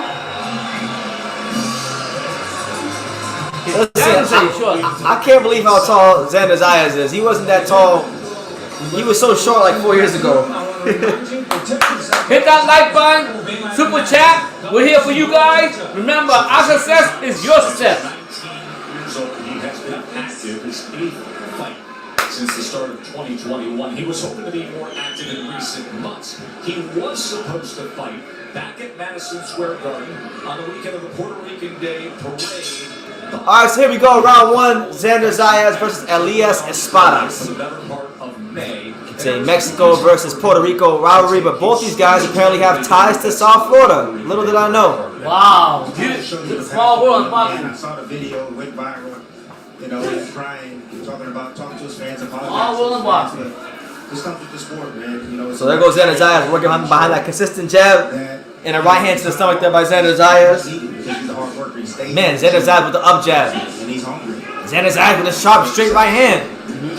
Elias Espadas looking to, try to keep those young hands off of him. Elias Espadas shoots a double jab, straight right hand that misses. Xander Zayas shoots a right hand that misses. He's a stiff test tonight for Zayas, and I want to see how Xander Zayas responds. There you go, good body shots there from Xander. This is Xander Zayas' 14th fight. Oh! Left hook! And Xander Zayas has dropped Elias Espadas here round 1. ¡Para que lo sepa! ¡Puerto Rico! Let's go Puerto Rico! Woo! Sharp left hook from Xander. And Xander, he's looking for the exclamation point here in round 1. He's got 1 minute and 47 seconds, which is an eternity. And there goes the right hand. Elias Espadas looking to survive. There you go, good left hook to the body there from Xander Zayas. Zayas deep into the career of the 31-year-old with the uppercut. The right hand, left hook to the body. Very patient fighter. That's what I like about him. There you go. Good sharp straight right hand from Xander. And then 2 left hooks to the body. You always tell me he reminds you of The more he fights, the taller he gets, the more he Oh, right hand from Xander. Oh, another right hand from Xander. Xander Zayas is beating the brakes off of Espadas in round 1, but Espadas remains game and he remains surviving, composed and trying to survive. Good body shots there from Elias Espadas. Good feint there from Xander. Xander remaining very patient here in the last minute of round 1. Yeah. One thing you told me about Xander, you like his judgment distance. Yes. There you go. Another good body shot there from Xander Zayas. Xander rushing his offense a little bit. Got caught in the spot right there. There you go. Good jab there by Espadas. He's to take his time. He's looking for the knockout. Oh, nice jab and the right hand by Espadas. Then a left hook from Xander. Oh! Big right hand from Xander. ¡Tremenda salsa, puñeta! Espadas just misses a big right hand. 16 seconds left here in round 1. Good body shots there from Espadas. And Russell Moore injects himself into the fight again and says, man, who the fuck is this referee? A very controversial referee. That's what he is. Oh! Overhand right from Xander Zayas. Alright, so Xander Zayas. Woo! 10-8 round here in round 1. Yes, sir. Salsa, puñeta, Puerto Rico. Vamos para encima. Talk that Puerto Rican shit. Mira, Zayas va a ser la estrella grande de Puerto Rico para que lo sepa. Le dio una tremenda salsa ahora minuto el primer round y va a seguir para adelante. Para que lo sepa. Vamos para encima, Puerto Rico. Let's go, Zayas. Xander Zayas. He came out there the first round, hit him hard. Hit that motherfucker, hit him real hard, knocked him down, and he's coming. That's the next top Puerto Rico. Mark my motherfucking word. But see, the only reason he got a chance to be successful because he's not one of these New York Puerto Ricans, one of the Puerto Ricans from the island. He's a Puerto Rican from South Florida, so that's the difference. I think I always like what BT always when he talks about Zayas, he knows how to keep his distance, good judgment, extremely disciplined. Yeah. And shout out to boxing gym. Slot change by Xander right there. Home with throwing last in your head. You see the right hand right there? Missed from his opposition. That's spot. But then dang, right on the chin. Turned it right over as that left hand was extended. Beautiful shot right there. Alright, so here we go. Round 2, Xander Zayas, Elias Espadas, co-main event. Espadas remaining very game, but Xander just about a couple levels above him so far. He's already a pro fighter when he was graduating from Plantation good. High School in South Florida. That's right, Plantation High School, stand up! In his Puerto Rican roots, he fights out of Sunrise, Florida. There you go, good defense there from Xander Zayas. Zayas seems like he just wants to fight fire with fire. Early in this fight, he typically was Xander Zayas again with the just missed jab to the stomach. He's been in 50-50 exchange. There you go. Another jab there from Xander Zayas. Showing the up jab, showing the level changes. 18 power punches landed in that first round for Xander. Espadas also lives in South Florida, native of Mexico. This is Florida too. South Florida, stand up! Oh my God, they're connected. 3 of the 4 fighters in the main event and co-main event have some sort of ties to South Florida. And you know the managers. I didn't know Elias Espadas from. Oh shit! Russell Moore in round 1. There you go, good jab to the stomach there by Espadas. Xander remaining very patient and very loose so far. Oh! Big left hook from Xander Zayas, and Espadas didn't like it. I think there was a head clash. He was complaining to the ref about something. I believe there was a head clash. There you go, left hook to the ribs again by Xander Zayas. Xander Zayas just placing that left hook to the body over and over and over again. And what I like about him, he doesn't rush his shots. He's really patient on how he gets his shots. That's a very disciplined fighter, and that's what I like about Xander Zayas. Oh! Big left hook by Xander Zayas. Oh my God! Xander Zayas with the uppercut. Oh my gosh! Xander Zayas is pouring it on Elias Espadas. But I mean, oh! Sharp straight right hand down the middle. Yeah. And he's also getting his hand off the line when he shoots that right hand. So he's not getting that return fire from his spotter. There you go. Good body shot again by Xander. And then an up jab. So, yeah, Xander, the left hook and the up jab are like the two punches he keeps going to over and over again. Right hand to the body, left hook to the body from Xander Zayas.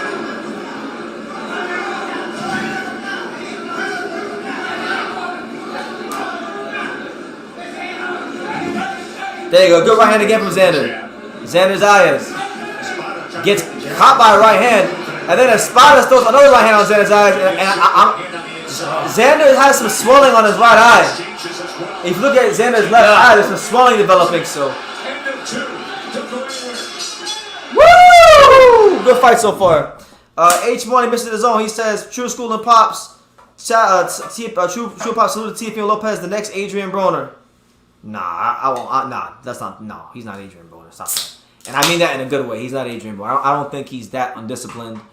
Adrian Broner had potential to be a good fighter. I don't think Teofimo Lopez is going to have a collapse quite like Adrian Broner, but we're going to see. I respect Adrian Broner. I like him. I'm supposed to be at this fight next weekend here in Florida, but you don't know. Teofimo is his own man, and Adrian Broner, I don't think it's fair to compare anybody to Adrian Broner because Adrian Broner is a one-off. He's a very intriguing guy. There's nobody like him. Yeah, and I would love to be honest with you, H Money, him and David Haney at 140 would be great. I haven't heard of him yet, Anthony Mazzano. I think H Money might have sent me a video about that prospect, but I haven't really checked him out yet, so I don't want to bullshit you and give you a fake opinion. Did you guys see that Ann Hedge passed away because he took her? Yeah, that was sad. That was what about that? I suppose it was a car accident or something, and they took life away. Took off a lifesaver. All right, so here we go. Round number 3: Xander Zayas versus Elias Espada, the co-main event on the Teofimo Lopez versus Pedro Campa undercard. Another right hand from Xander Zayas. But did you see any weakness on Zayas? Yeah. Left hook again by Xander Zayas, yeah. Ooh, good body shots for Xander. Xander Zayas starting to pick up the pace as the fight goes on. Oh! Another left hook from Xander Zayas. Elias Espada is showing a really good chin. Yeah, shout out to Espada, man. He's showing that trademark Mexican durability. But he's also been covered with the right hand earlier in this fight.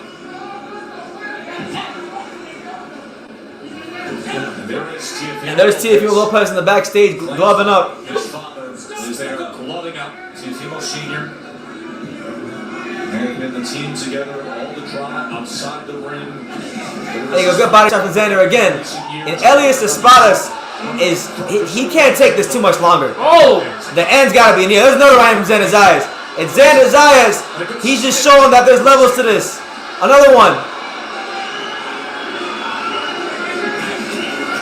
Oh! Good left hook from Elias Espada. So there's another one.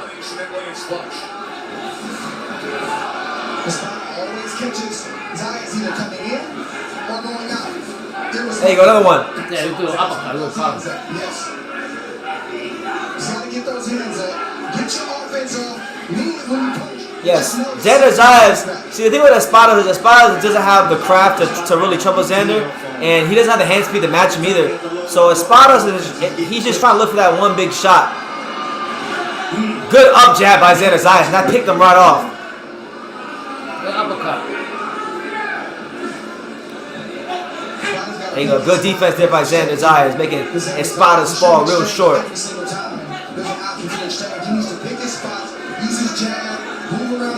There you go, good fluidity by Xander Zayas being shown here through the first 3 rounds of change. Come on, Zayas, don't let uppercut. Dad, Puerto Ricans don't throw uppercuts. Well, you gotta learn that from me. I'm gonna know. There you go. 15 seconds left here, round 3.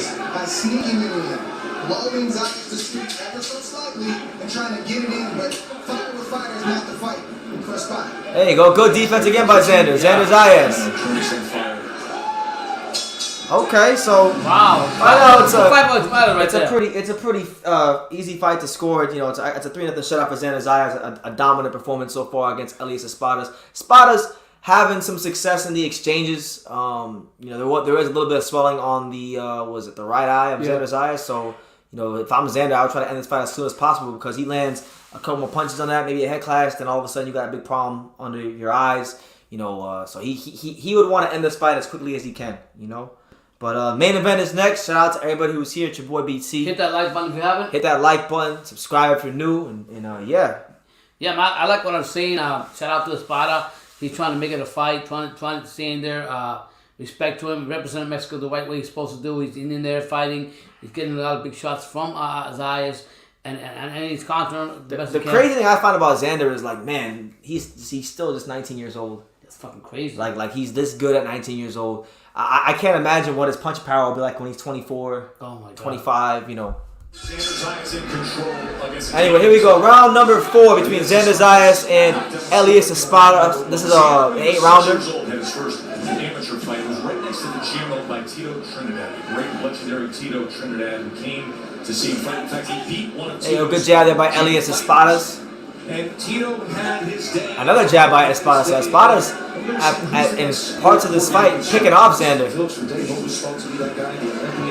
In recent years, big first-round knockout streak of Edgar Berlanga. But it's becoming a. There you go. There's that up jab again. That there it is again. That consistent up jab from Xander Zayas. Oh! Damn, come again. And then left hook. He's a technician. Oh! Counter right hand by Elias Espadas. Okay. He's showing me. One's got to be taken. Next time I'm talking to you, I'm taking a point. Man, go fuck Russell Moore is just wanting Xander Zayas. If he goes down there again, he's taking a point. So then a left hook from Xander Zayas again. So Xander can no longer go down to the body. This entire round, he can no longer go down to the body. He has to head hunt. Oh! Another left hook from Xander. I didn't move that low shot, man. It's at 54. Xander's at 54. This is 154. Yeah. Has been down since the start. That's the reason why. He's 19 years old. His man strength hasn't came in yet. So it's easy to say he's not knocking all these guys out, but you got to remember he's still a kid. He's 19 years old. Next couple years, you'll see that body fill out even more, and the knockouts will come. But he's got all the right foundational things in place, and you're seeing it right now in this fight and other fights, like you've seen with Quincy Lavalas and all the others. In Australia, because he's also the trainer for George Campbell. He's also, this referee's been controversial on the fight one. Oh, one of the most controversial referees in boxing. Russell Moore. I'll get England. That threw off the better part of 4 weeks in the schedule this year. And there's another right hand from Xander Zayas. Yeah, one thing I will agree with my dad on is Xander has a great left hook. He's got a really good up jab. But man, I don't know what it is. These Puerto Rican fighters are throwing uppercuts. Throw that motherfucking uppercuts. He's had good success in these Learn to throw uppercuts. There you go. Nice body shot.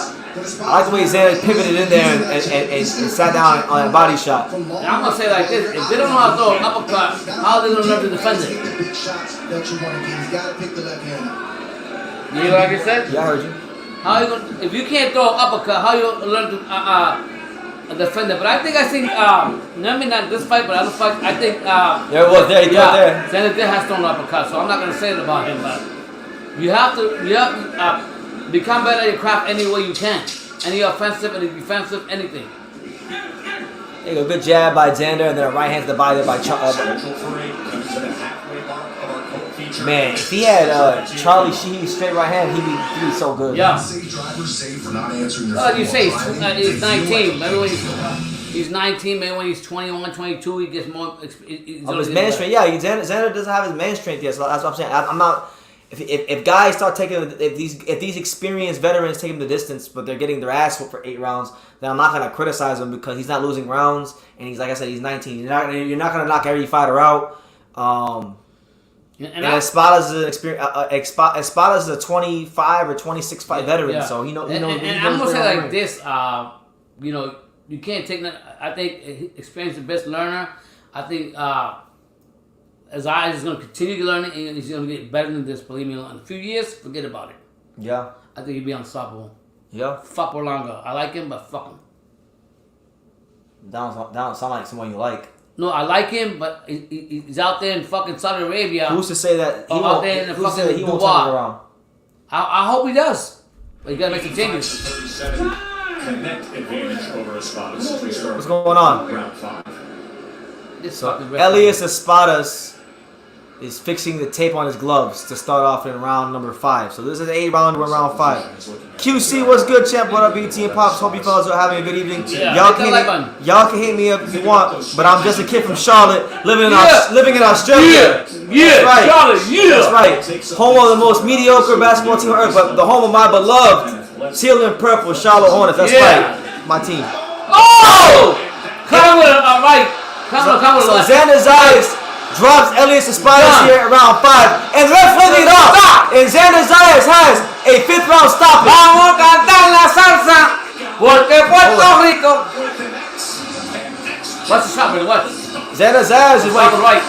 he was going crazy. You see him going crazy? I'm the fucking best prospect. He was going crazy. I gotta see it. I didn't even see it. Watch it. You threw that right back. That was it. I want to hear what he said again. I'm the fucking best prospect. Vamos pa Puerto Rico. Tenemos un campeón. So Xander Zayas runs his record to 14-0. And for at least another night, he will not become the next Puerto Rican half job. So good. ¡Woo! Puerto Rico. Coge esa bandera y hágalo con orgullo, porque tú tienes ahora Zayas. He caught on the right, but it was like this, but like a far right. I felt that the fight was stopped a little bit too soon, honestly. He hurt him. They know each other. Bullshit.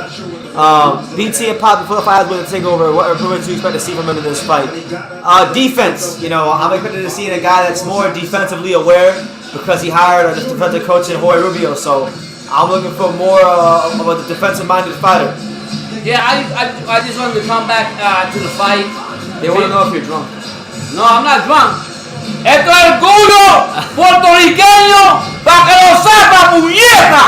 This is the Puerto Rican pride, so you all get to know it. That's what's up. Remember his name. My son was calling for a long time. Yeah.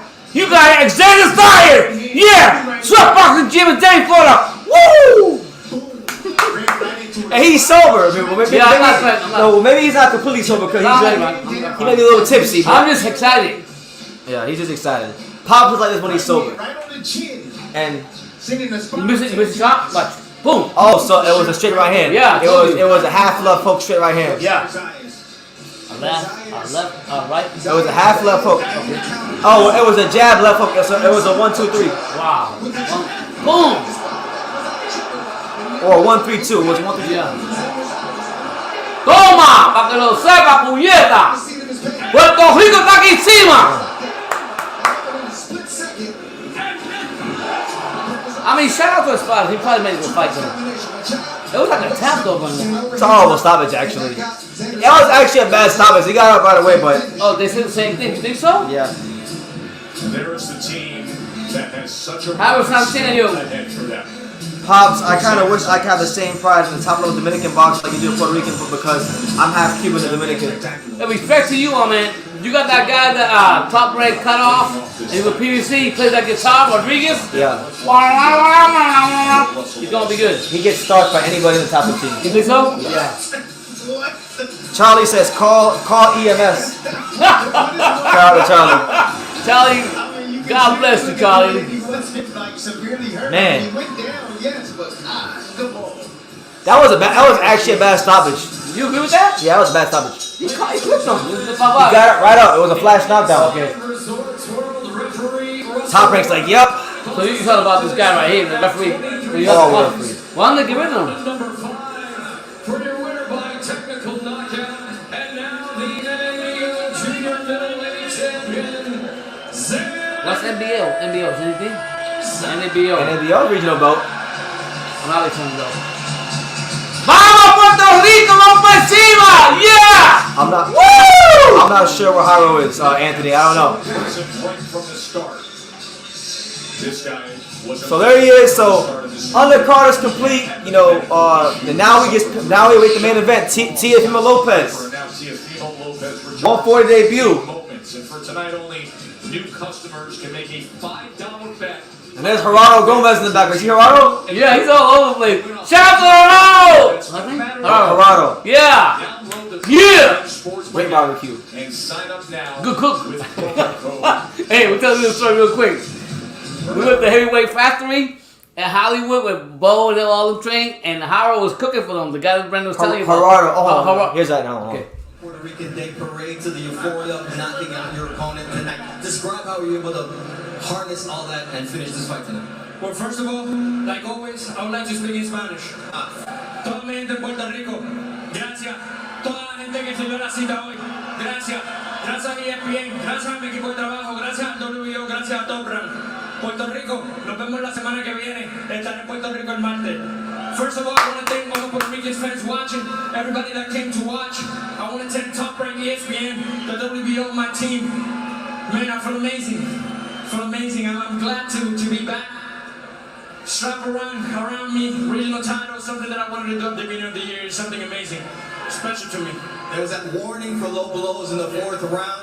How were you able to just deal with that and still continue your offense that was able to finish this fight in such an impressive manner for the fans? I promise that it wasn't intentional. I wasn't trying to hit him low. I guess the punches were just landing there.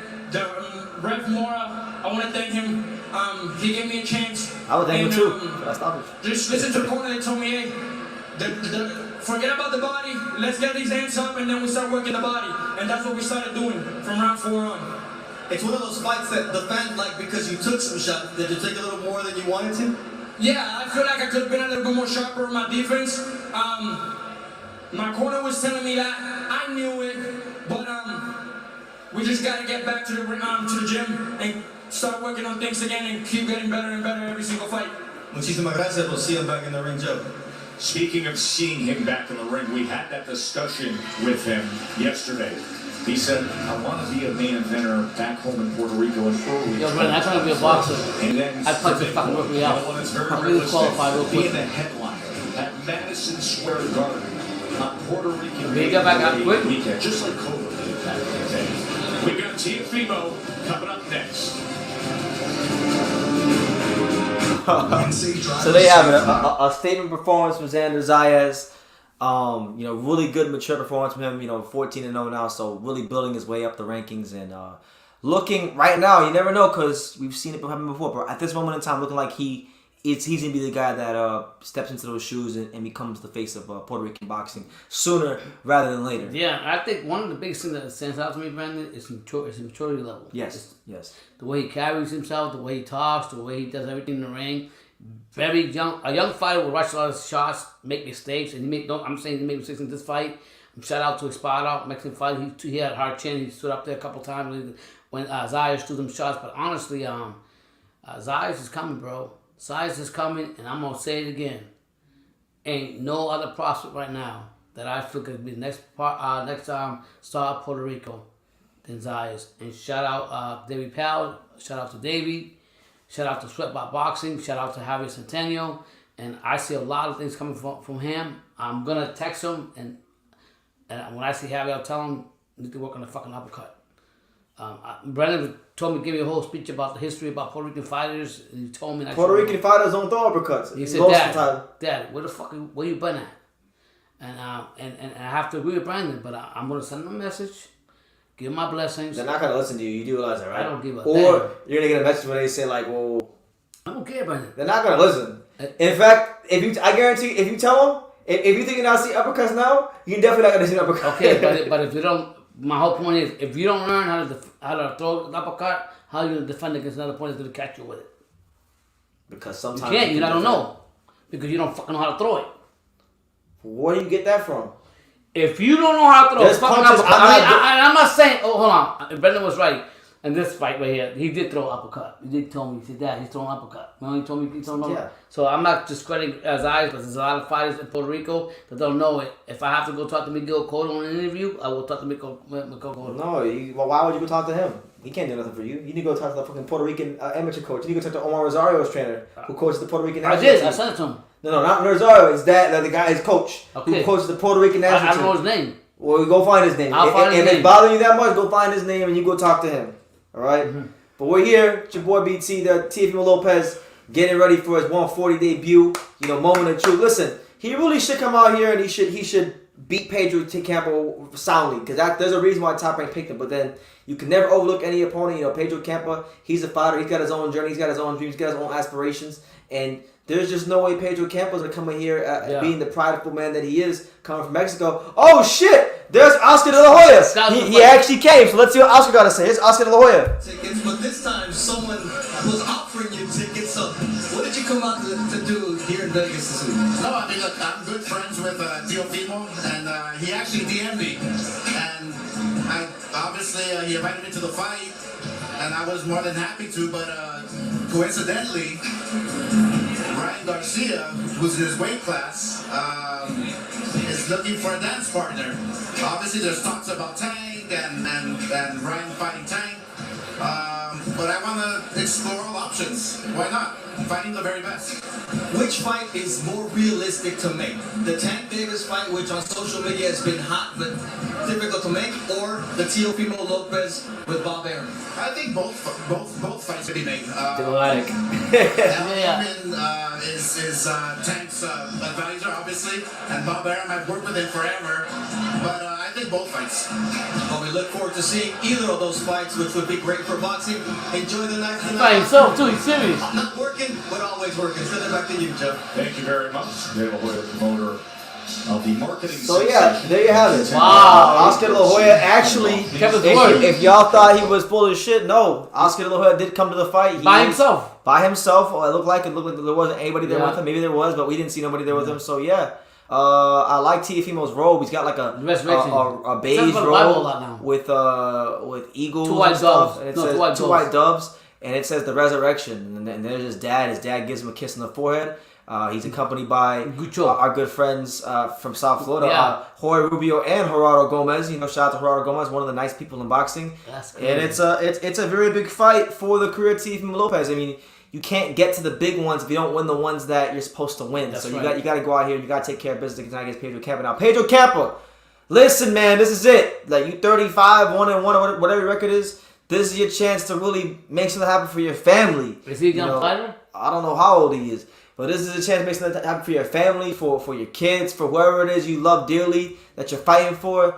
Go out there, fight your heart out. You don't even got to win. Pedro Campa, Pedro don't got to win this fight. Yeah. All Pedro got to do to get opportunities in the future is just have a good showing and show some resistance. So that's what it is, man. Shakur, my main man, 50 grand out in the UK, says, this is the moment I've been waiting for. TOKO, BT knows how long I've been waiting for this. Yes, all Shakur's been talking about the last 3 weeks in our group chat. Me, him, and Hyro and Johnny. All he's been talking about is T.O. this and T.O. that. Last week, You're a big fan of T.O.? Last week when I was all gassed about Virgil Ortiz, Michael McKinson, he says T.O. Well, the week before that, T.O. The month before that, T.O. 2 months before that, T.O. So god dang it, T.O.'s fighting. Yeah. He's fighting, damn it. Let's get it done. All you get, make sure you hit that like button. Press that like button. Super chat. South Florida, hit the like stand up. button. Cause we're coming. Bro, Brandon, this has been a good card. South Florida, stand up. South Florida. Thank God, Bob. Freaking half of South Florida's all this. Yeah. From the coaches to the freaking fighters. Yo, shout out to T.O., man. He's more close to God. God bless him, bro. He need Jesus. A lot of people say they know God, but I'm not trying to get preached. But the way, the truth, and the life. There's only one way. Yes, sir. Yes, sir. Can all that happen if I don't mean shit? Yes, sir. Put the fight, man. Stop talking, big head. Get your punk bitch ass out of here. Get out, John. Take your ass packing. See ya. We don't want to be ya. That's right. You don't talk to me like that. Yeah. Punk ass. What you want to do? You ain't run nothing but your mouth. That's right. Anyway, sorry about that, guys. See, blessings to you. I gotta repent, man. I'm talking about Jesus, woman. The next minute, I'm calling somebody a punk ass. See that? We're human, brother. See that? But I'm trying to listen. I'm trying to live a righteous life. I'm trying to do the right thing. But then people come and they want to talk sideways. I'm a human being. I come from a very rough area in South Florida. You can't be doing that. You can't be. You can't bring. Listen. I'm a product of the Broward County public education system. You can't just be disrespectful to me. Yo, I got one thing for you guys. I'm not gonna say nothing. I'm gonna show this beautiful shirt I got on. I want you to understand they beat the best teams. I just gotta say it. What's your? Yeah, motherfucker. Yeah, you got it. Yeah, can you see it? Pops got the throwback Yeah. Marlins jersey on. Yeah. Anyway, Yeah. Shakur says, what happened with Troy Isley? Troy Isley fought Vic Toney.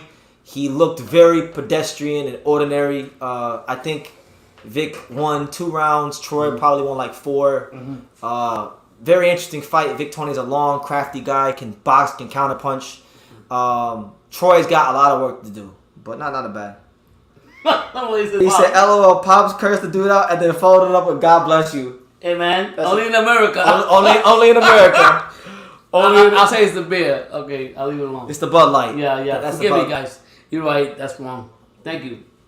I mean, to be honest, I've Hit cursed, the like button, guys. Hit the like button. I've cursed out a lot of people in my day and then said God bless you after. Listen, man. Sometimes you just you get angry, but then Because you you pray know for what it them. is, you try You to get angry, then you pray for them. You understand what I'm saying? Your human side comes up, and you're like, wait, whoa, put a break on You it. gotta have some self control. You gotta have some Thank you gotta exercise self control. My son's teaching me a lot. God bless him.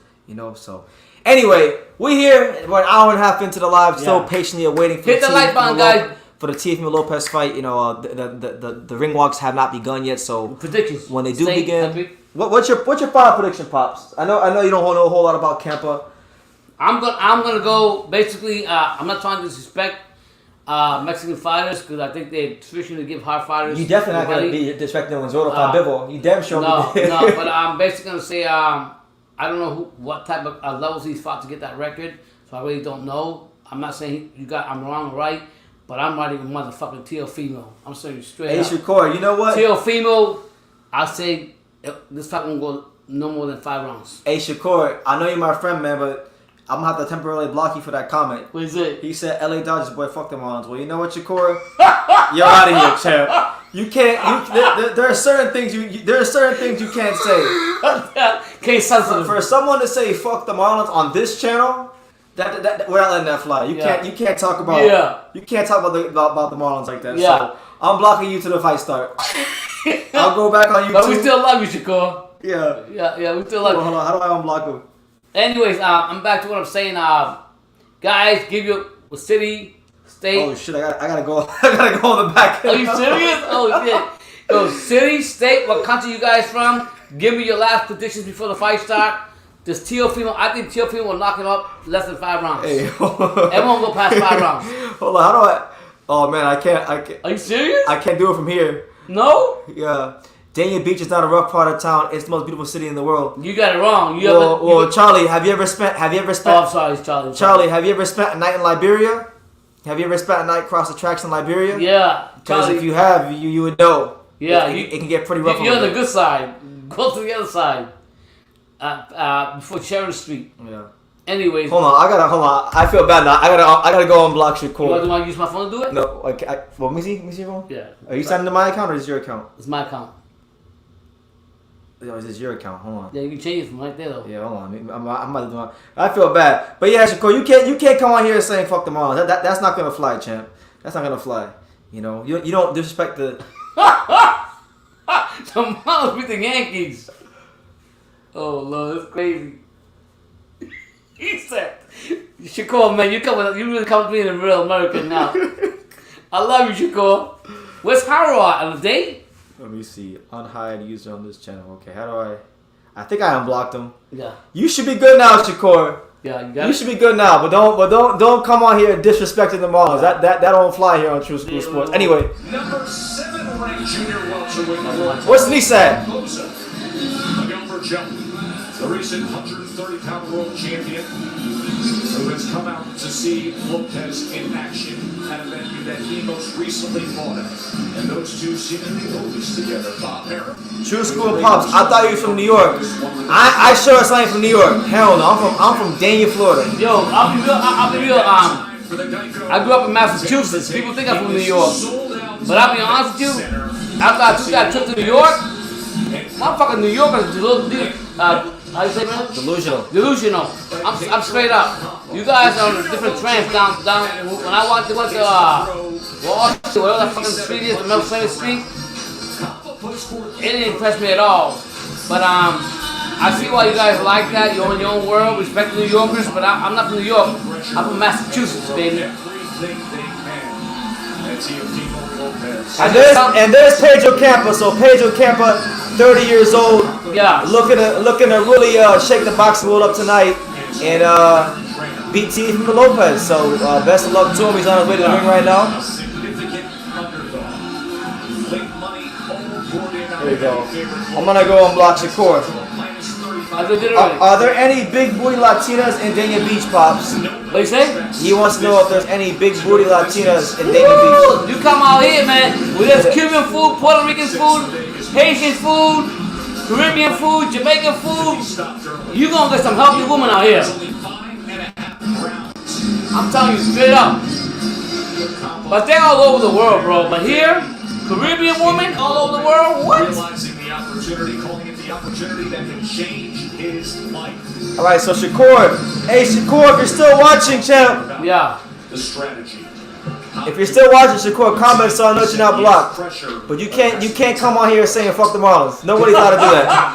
After we beat the Yankees. And get to counterpuncher like Teofimo Lopez. All right, yeah, he's not blocked. You blocked? All right, so here he comes. Hit that like button, subscribe, super chat. Yo, man, just because he won that, I'm definitely going for Teo. Last time that he fought.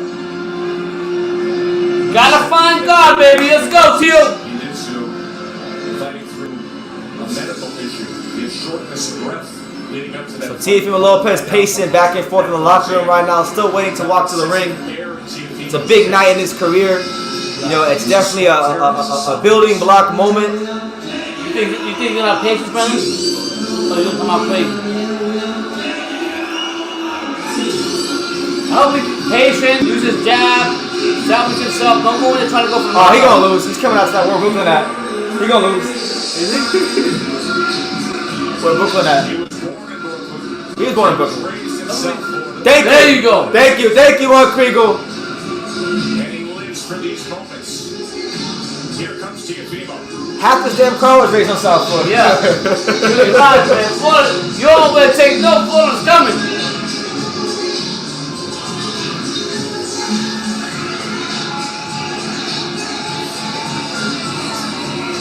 How do you think he's gonna come out, man? I think we patient. He's got his brown robe on, silver brown robe on, with two white doves in the back, saying resurrection. So Teofimo Lopez, one of the brightest young stars in the sport, looking to rebound tonight. Yeah. How do you feel he's gonna come out?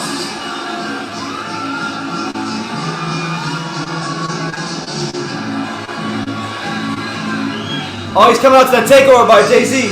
Is it? Yeah, it's a famous song by Jay-Z. It's called The Takeover. It was a diss song he made to Nas when they were going back and forth. Oh, Takeover? Yeah, it's called The Takeover. Oh, wow. The song is actually called The Damn, but Takeover. they put it on games. I didn't know that.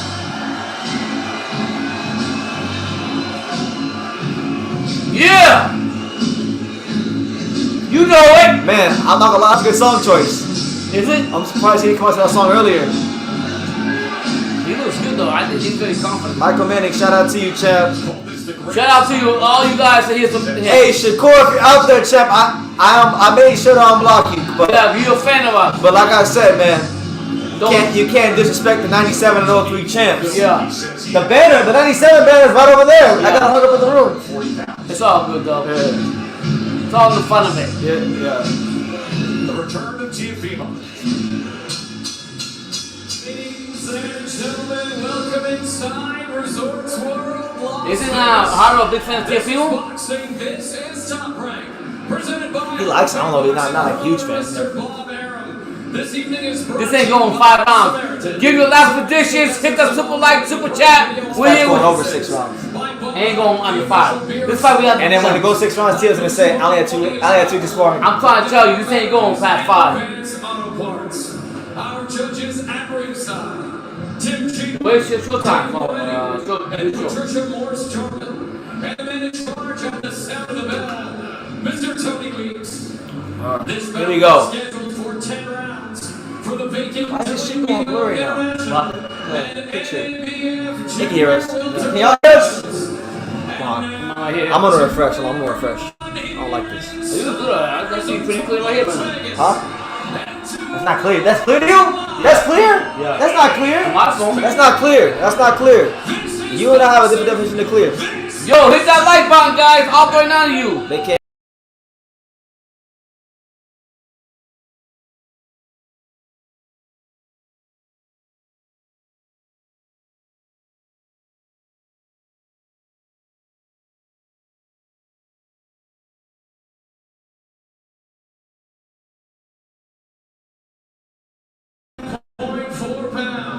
All right, and we're back. My bad, guys.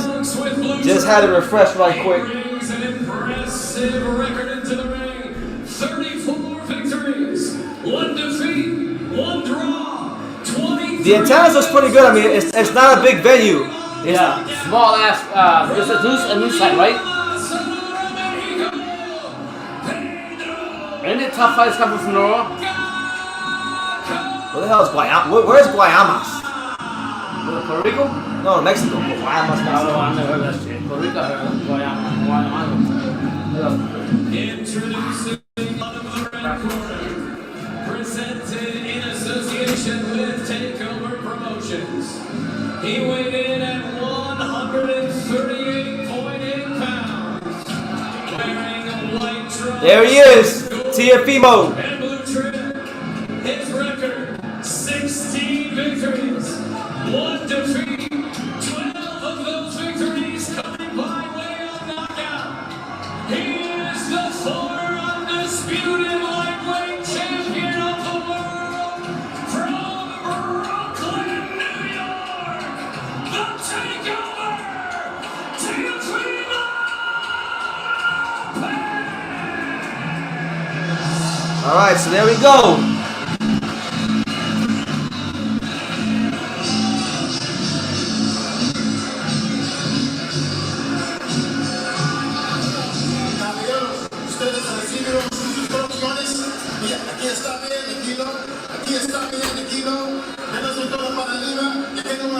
Give your last predictions, guys. Your last predictions. What's gonna happen? Let us know. Teofimo Lopez. Here we go. Teofimo's first fight at 140. Coming off the shocking upset loss. Andre, he told us the other day the first step. There we go. Round 1. Teofimo Lopez versus Pedro Campa. Teofimo in the white trunks. Pedro Campa in the black trunks with the blue trim. The 140-pound debut for Teofimo Lopez. The biggest opportunity in the career of Pedro Campa. It's the main event. Make sure y'all smash that like button. Teofimo Lopez coming out, throwing a jab. And there's the first overhand right. And that one great is Pedro Campa. Jab to the stomach there by Teofimo Lopez. There you go, another sharp jab down the middle there from Teofimo Lopez. Another sharp jab down the middle from Teofimo Lopez. Knockout in 2017. He's 7-0-1 since then, and he's coming off of back-to-back knockout wins. There you go, good right hand to the stomach there from Teofimo Lopez.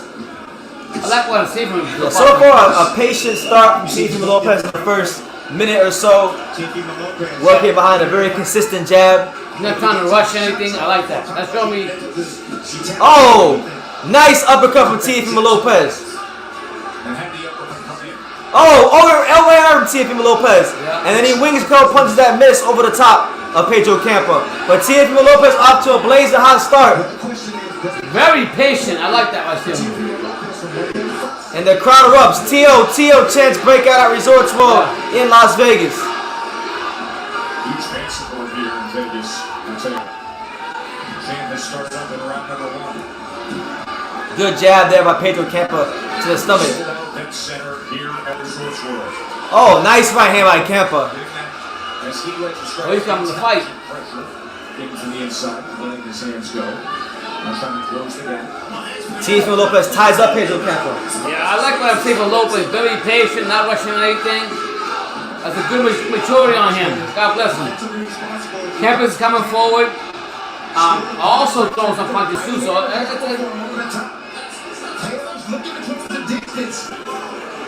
With that lead hand down, he can sneak a right hand right over the top. Oh, nice. Nice right hand by Teo over the top. what kind of gloves are you using? No names.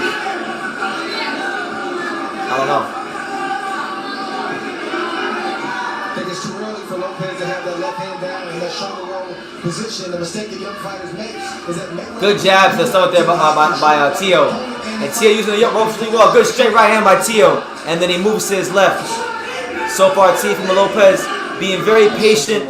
Actually doing a little bit of boxing. Yeah, and I love what Campa's trying to do. Campa's trying to get him in the corner, trying to get him in the area where he can't go left and right, and he can go in and tag him. So, good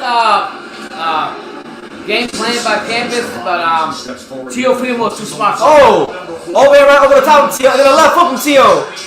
And a very dominant first round there from Teofimo Lopez. His 140 debut. Anthony Mazzella says, why does Teofimo Lopez seem more calm and not as jittery as Virgil was when Virgil returned for his first fight after an injury? Well, a lot of that too was the opponent selection. Like Virgil fought Michael McKinson, who's very defensively sound, very awkward, very physically strong. So it was always gonna be hard to solve Virgil Ortiz. That's where with Campa, he's a pretty much basic high guard pressure Mexican fighter. So styles have a lot to do with that. And also, what BT was saying is, I think he's learned a lot from rushing into the fight like he did with Cambosis.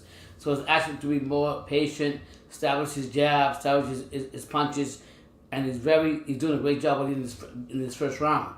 He's actually went in there through his jab, through his combinations, and he looks very patient doing it. So life is about learning from experiences, and I think Lopez learned something with the last fight with Cambosis, and it's shown so far. Absolutely. So yeah, a very, very, very, very good start for Teofimo Lopez there in round number 1. So here we go to round number 2. Put the sound right back on. Smash that like button, people. Round number 1. So it's good just to have him back. The energy he brings, you can hear that crowd even. There you go. Good jab to start there for Teofimo Lopez. There you go. There's the up jab from Teofimo Lopez as he moves backwards. And I think a big reason why you see him boxing a lot more, that's that Jorge Rubio influence a little bit. Oh, good point, Brandon. Good point. You did say that, right? He can go 140 pounds. This week, Campa tonight. Who knows, maybe a date on Heisman night, maybe it's there you go, jab to start there from Teofimo Lopez again. What happens in the fight rematch against Jack Catterall. But the opportunities exist at 140 pounds for Teo misses a big left hook right there on the inside, but the crowd in Vegas loves Teo.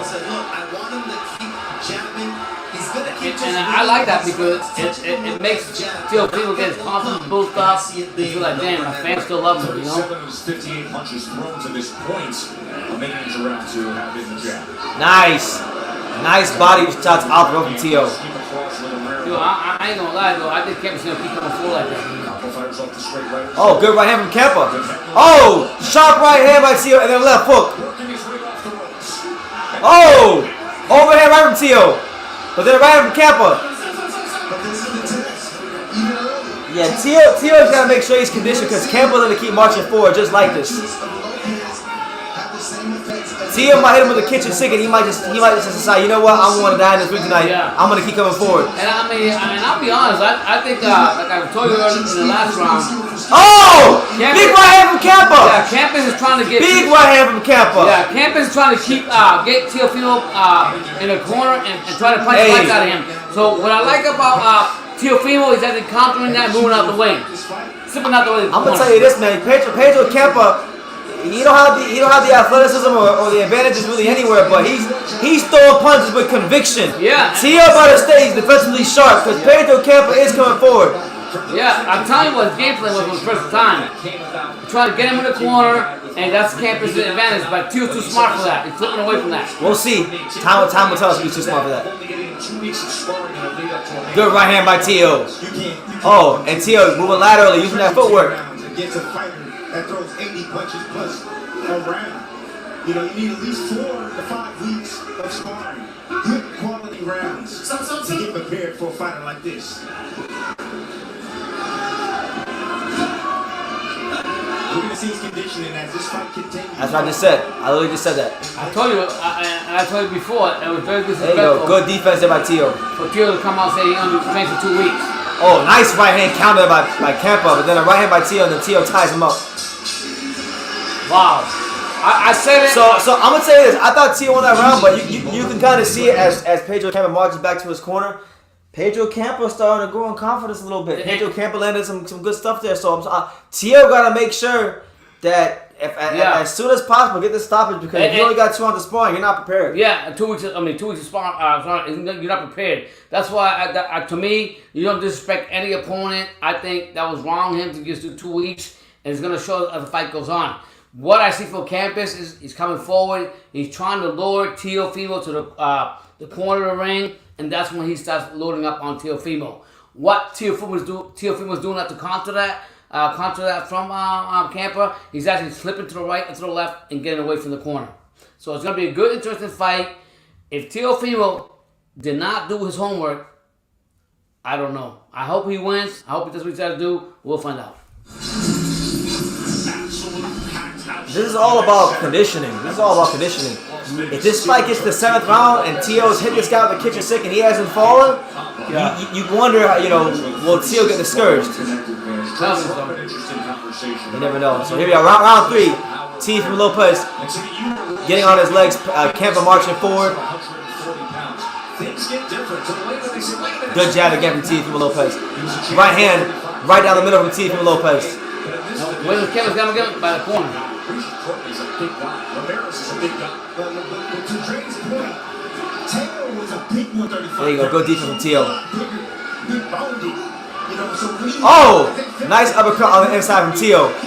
Teofimo Lopez. But pretty much in control of the fight when he never had Pedro Campa pushing him back. But I like what Campa is doing too, fans. You gotta give him a little credit too. Leading left from Teofimo Lopez. That lands. And then an uppercut. And then a straight right hand. Teofimo Lopez growing in confidence as the fight goes on. Teo! Pedro's legs buckled.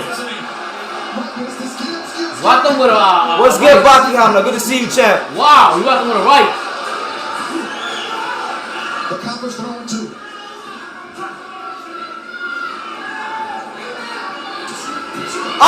Bernardo's in the corner of Campa. Manny Robles told me he needs to keep his left hand up because Teofimo's looking for that overhead right, and his shots can't be looping. They've got to be... Good left hook from Campa. Campa's got Lipos by the ropes. Good counter right hand from Teofimo Lopez. That's what Teofimo is doing. The thing about Campa is Campa has no defense at all. Yeah.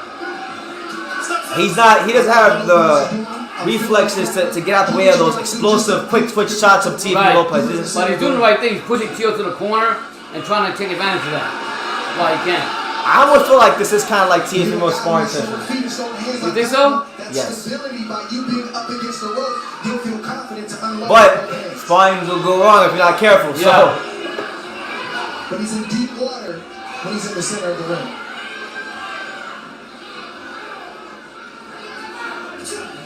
Okay, Teofimo just misses the right hand and then ties his camp up.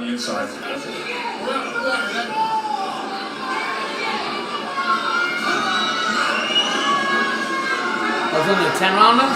Yeah, it's a non-title fight. Look.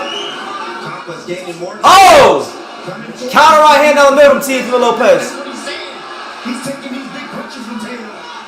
And he's coming back. He's trying to come back with his offense. Right back in the corner again with him. Teo's doing the right thing right there. Teo's doing a good job tying him up and not allowing him to get his shots off. What Campa's asking for.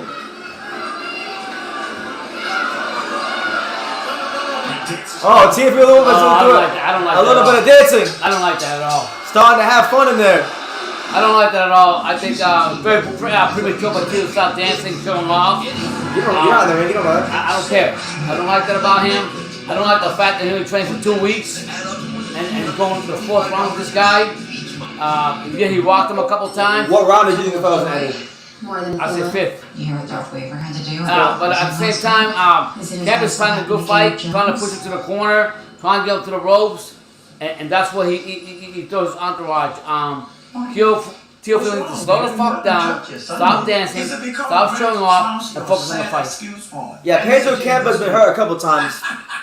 But he's still game. He's still throwing hard punches with as much conviction as he can muster up. He just really, it's one of those cases where you got a fighter who's outgunned in every department. Not a great defensive fighter.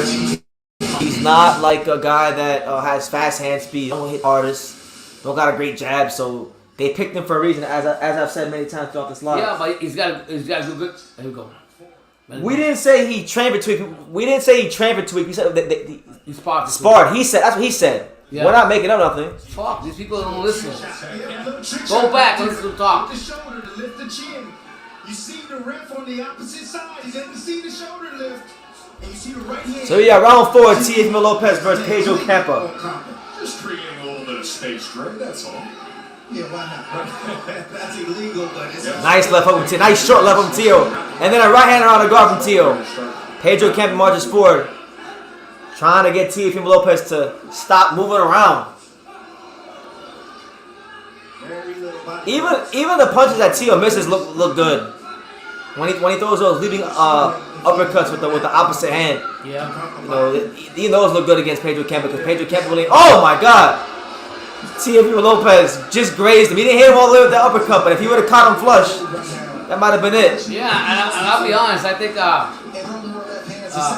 Campa's pushing him to the corner, but once Teofimo gets in the corner, he becomes more aggressive.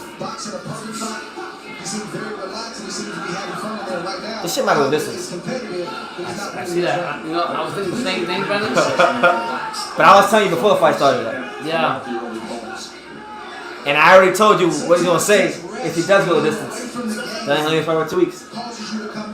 If this fight goes 12 rounds or 10 rounds, Teofimo Lopez is gonna say he didn't stop him because he only sparred for 2 weeks. That's his problem.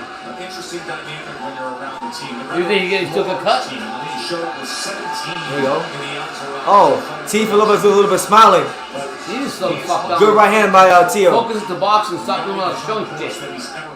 Because right now, all that pressure that Campa's put on him, as the rounds goes on, it's gonna. Look, he's doing the George Foreman, the Joe Frazier cross-arm defense. Let's go! Let's go, Teo! Oh! Let me find out, Teofimo bringing back the Joe Frazier cross-arm defense. The old school shit. Let's go.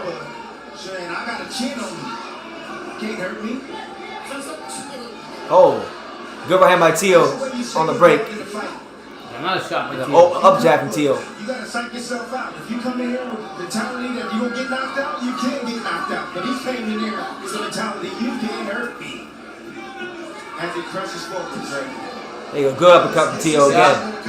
On the back half of 6 if he's still around. So he's got to put some money in the I like the pressure that Campa's putting, making the fight interesting though. He's got to have something in there that helps him to win Lopez. Oh! Big short, straight right hand by Teo down the middle. Oh, and Teofimo Lopez turns the point up. Wow. 3-punch combination down the middle from Teofimo Lopez. Oh, okay, missed that one. I like the fight that Teo's fighting right now. He's loose, he's relaxed. You have to get confidence. The fight goes on, but stay focused on the fight. Don't start showing off. Don't start dancing. Don't do all that shit. That's the swag, man. Yeah, I know, that's the Florida swag, right? Swag. That ain't the Brooklyn swag, that's the Florida swag. South Florida swag. What you said, that's flaw? It's flaw. He said you reporters are flaw. Yeah. That's South Florida slang. If you ain't from Florida, you know that shit. No, you from South Florida. Because that's something we grew up saying in school. See, Teofimo was like me. Teofimo was a product of the Broward County public education system too. So shit, yeah. We grew up saying that. Yeah. Does Campa got a chin? So far, so good. Yeah, I mean, I think his one loss. And I like what Campa's is doing. He's got Teofimo caught a couple of good shots on him, but what I like what Campa's doing. I want this fight to go to the 8th round so bad. What I like what Campa's doing is Campa's pressuring Teo the whole fight, and he's trying to get him in the corner in the ropes, and that's when he gets his points. Here we go. You never admit defeat, but you have to admit the lessons in defeat. There you go. Round 5. This is what I predicted right here, right? Pop's prediction is round 5. My prediction is that Pedro Campa takes the distance. Oh my God. Then gave way to Devin Haney. Devin Haney now the undisputed lightweight champion of the world. Well, he's in that's 140, right? Devin? Campa. Yeah. From Australia. Coming up this fall. Alright, so round 5. Let's see what Teo can do. So far he's pitching a shutout, but he's got a game, durable opponent in front of him. Yeah. So a double jab, straight right hand from Teofimo Lopez. Just spoke with Teofimo Lopez here and said, look, I just want him to keep jabbing. You see how Teo holds that right hand kind of down sometimes? Yeah. Careful because they don't call him. That's why I think he can get clipped by Ryan Garcia. Right. Left hook coming right around there.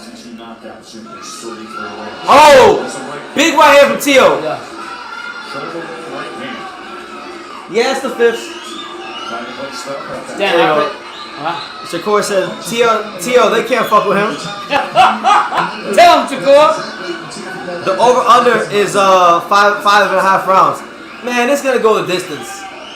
This might fuck around and go to the 8th, 9th round. Cause Tio's hitting with a lot of shots. It's just Pedro Campa's is very durable. Yeah. Oh. Why you say the 8th? Good right hand from Pedro Campa. Why you say the 8th round? Who, me? Yeah. I'm saying it might go to the 8th round. I know my prediction is the distance. I think Tio will win every single round and the fight will go the distance. Wow. Are they gonna fire him? No.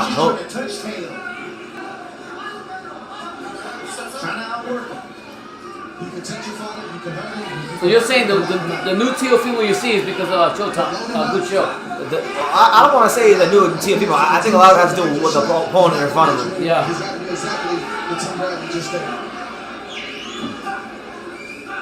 Good defense there from Teofimo Lopez. But you can see him. He's in there working on some parrying and things like that. There you go. Good body shot there from Tio. Right hand going backward from Tio. There's no doubt about that. Look at the output. Oh! Good right hand from Pedro Campa. Down in the corner. And then a left hook from Tio. In the corner, but Tio flips to the corner. Okay, double jab from Pedro Campa.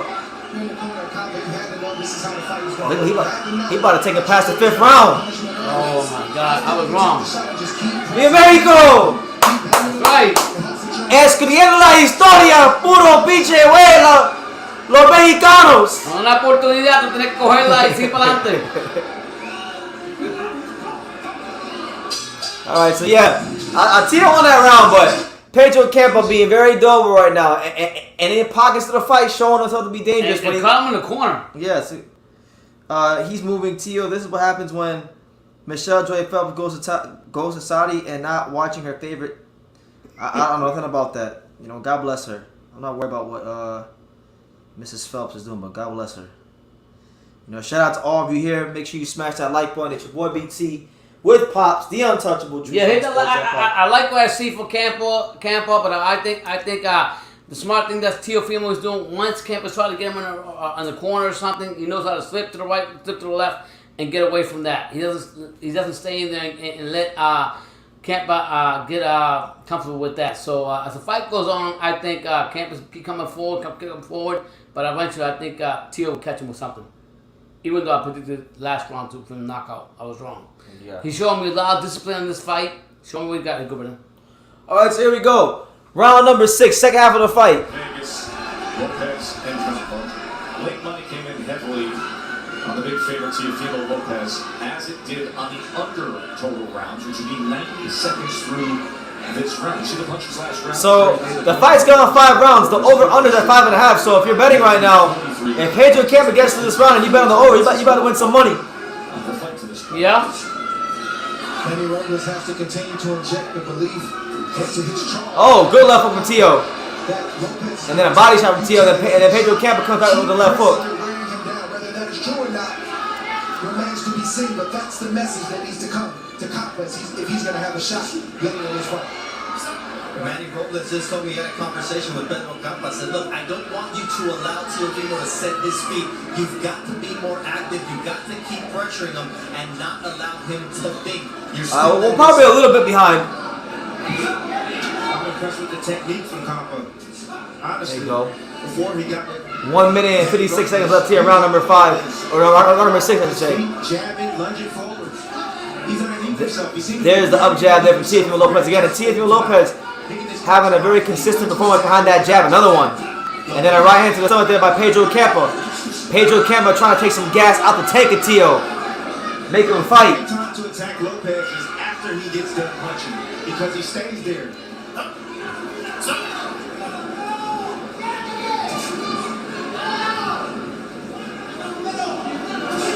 There you go. Teofimo Lopez on his bike. Moving. Right thing. Oh! Overhand right from Teofimo Lopez, but Pedro Campa is not phased. He is not phased. Teofimo Lopez is going to have to show a little bit of extra quality if he wants to get this stoppage. Yeah. Another jab there for Tio. Lopez has a great jab. And just so you guys know, Pedro Campa has officially taken Teofimo Lopez past 5.5 rounds. Yeah, I mean, he's pressuring him too. Oh, uppercut from Teo. Defensive movement.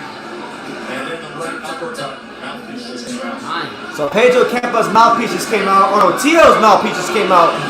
And Tony Weeks put it back in. Normally they don't see the referee put the mouthpiece back in for the fight. That's weird. Right back in the mouth. Does that sound like him getting tired? Can be. Oh! Teo just missed a big looping right hand. The left hot Campa is starting to swell rapidly. Good defense by Teo on the ropes. Oh! Up jab from the hip. And then a left hook. Campa just outgunned every department, so it really comes down to, is Teo conditioned enough to get this guy out of here and go the 10 rounds? That's what I say. Because Pedro's not going to go anywhere unless Teo makes him go somewhere. Yep. So it's another Teofimo round. Pedro Campa's taking Teo 6 rounds. So if you bet the over on the 5.5 over under, you have just won some money. Yeah, I thought Teo would take him up before the 5th round. It didn't happen. But Campa's actually coming forward and pressuring him, getting him in the corners, getting him in the ropes. Teo's just smart enough to get away from the ropes and the corner and counter those punches. So I like what I see from Teo. I think as the fight goes on, he just dropped his mouthpiece. I hope there's not a sign of him being tired. We'll find out. Teofimo UD on the way. It's coming. It's full 10 rounds. It's Mexican, man. Yeah, I mean, he's doing the right thing. Who, Campa. Well, he's doing what he don't have many tools in his toolbox, so he's using the only tool but he he's knows how to coming use. forward and get him in the corner. And there's Honor Barbosa Jr. at the fight. You know, the a guy that's very interested in fighting Teo. He's called him out numerous times in the past. Oh, there's Oscar and his girl. Fake ass girl. You don't like his girl? No, she looks fucking artificial as fuck. Well, Oscar likes her, so that's all that matters. Yeah, I don't have to. I'm not Full saying that. fact, it's a division at 140 pounds that went from Josh Taylor. They say Oscar's girl never misses on a chance to go out. I wouldn't either. You're gonna eat get some good food. All right, so round 7. Teofimo Lopez versus Pedro Campa. Teofimo pitching a shutout right now. You know, nothing's really been surprising yet this fight. Oh! And there's a knockdown. Where'd that come Teofimo from? Lopez throws a jab going backwards. Damn, And that's a a fast 7th round. knockdown for Teofimo I Lopez. call 5th round. Campa's up here around 7. Wow. Let's see if Teofimo can put the exclamation point. Takeover says he wants to take back his lofty status. Oh! Left hook from Teo. Damn. Body shot, straight right from Teo. But Pedro Campa, On the high guard. see that punch that dropped him, it wasn't a heavy punch. Oh, but that straight right hand was heavy. Yeah. Left hook, here comes left hook. Oh. It's the punch you don't see. Yeah. Oh, and Teo's starting to switch stances. Oh, he's southpaw now. Told you that. Teofimo Lopez getting his Terrence Crawford on. Okay, Teofimo Lopez goes back to the orthodox stance. And Pedro Campa continues to march forward. Continues to show his warrior's heart, even though he's outgunned in every fighter, department. man. They come forward no matter what.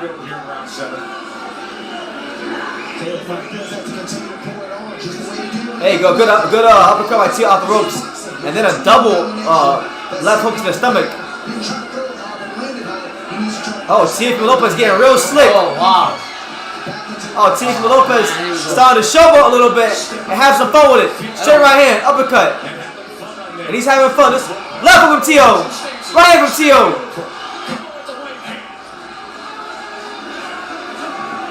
Oh, that's right. Bring that Joe Frazier shit back, the cross arm. Good. Left hook, overhand right. Left hook, left hook, right hand again. And that's it. 7 round stoppage for Teofimo Lopez. Woo! And the takeover is back. You said 8 rounds? Oh no, I said it was a distance. But hey, there he is. Yeah! And there's a backflip. There's a backflip. Eagle's fine too. He's been through a lot. God bless him. So Teofimo Lopez is back in the win column.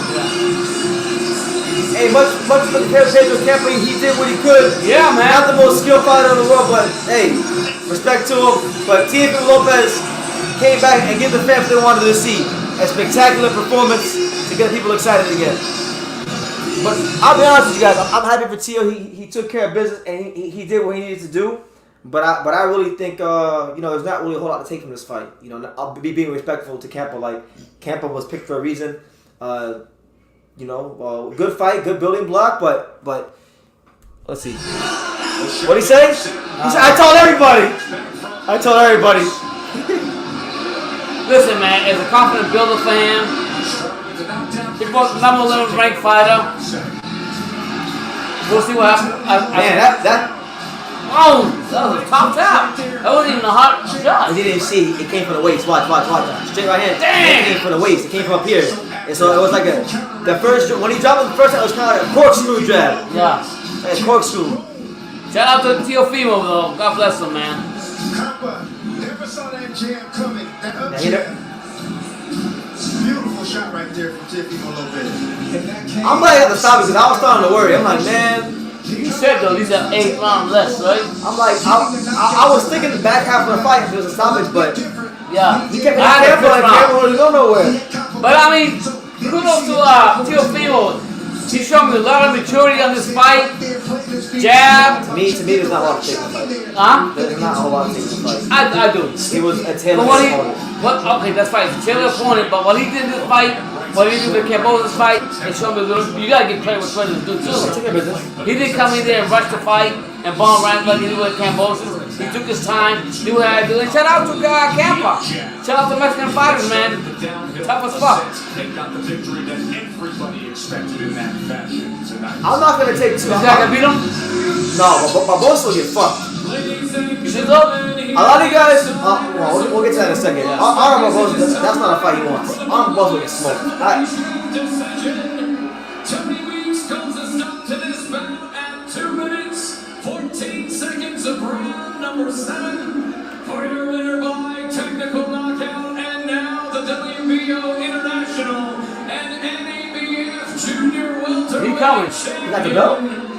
the takeover, Teofimo Lopez. He's back. Look at Oh my gosh. I told everybody. His dad goes He's crazy. back. To the sport right now. That's a lot of that pain. So here comes the post-fight interview. Let's see what Teo got to say. Knockout victory, but what will Wow. be next? We will discuss that, and we will ask him. His dad gonna go out for tonight. I don't know what happened. I think the stream, did the stream cut out? I think the stream cut out. Did it? I want to see the post-fight interview. Go to Hulu or go to that channel. Hulu or whatever it is. Let me see. Hold on, let me see. But shout out to everybody that's hit that like button if you still here haven't. with us. But man, good performance. I enjoyed it. Teofimo Lopez reminded the world of why we fell in love with him in the first place as a fighter. He's very excited to watch. He's just a natural born athlete. Fights with a lot of confidence and freedom. But personally, look, I'm not hypercritical. I'm happy he won. I'm not gonna take too much from the fight away because, like I said, I think the style was perfect for him. But all in all, it was good to get 7 rounds in the bank and just get Teofimo Lopez used to winning again. So, good for him. I see what you're saying, BT, and I get it. But I have to see if Teofimo come out crazy, swinging like he did against Cambosa, then I can say there was no discipline. I think he. There was no reason for him to come out swinging crazy. No, he's fighting a guy who's slower. He's fighting a guy that's but he became more outgunned in every department. Right, but he became more mature as far as the fight goes on. You don't know that.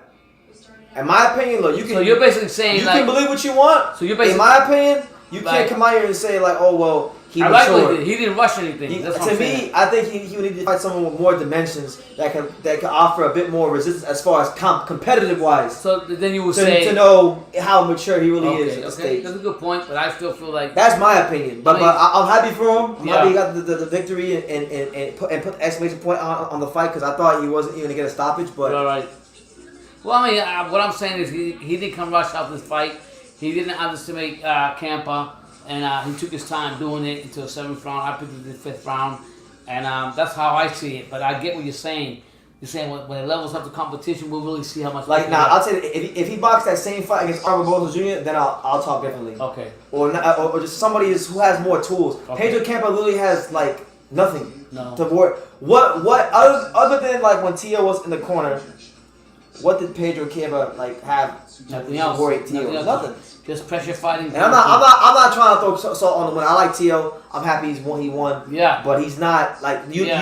That's not a fight where you say, well, he matured. Well, no. I think he did. I just say he took care of business. He had the right opponent to bring that out of him. Right. Top Rank picked him for a reason. For that reason. Right. And they got him a win. They're gonna get people excited about it. They got some highlights for Instagram now. They'll post that all over social media tomorrow. Get the hype back going for Teofimo Lopez and go from there. Yeah. That's how I see it. What's everybody saying? I would like to see them make the Josh Taylor fight if Josh Taylor can get through Catterall or maybe Tio. I'll tell you this. I think Tio will need another fight before he thinks about finding the winner of Regis versus Cepeda. Yeah. What do you think? You think now? You think Tio you ready for Regis or Cepeda? I don't think so. Like Campa was. It's tough, and so is Progress. Campa, like Daniel said, Campa was about as slow as a turtle, very basic. Yeah, he was. He's the kind of fighter Teofimo could outbox. Now, if you want to know if Teofimo mature, Teofimo struggles with boxers. Right. Speaking of Tio, here's Tio right now. Here's Tio right now.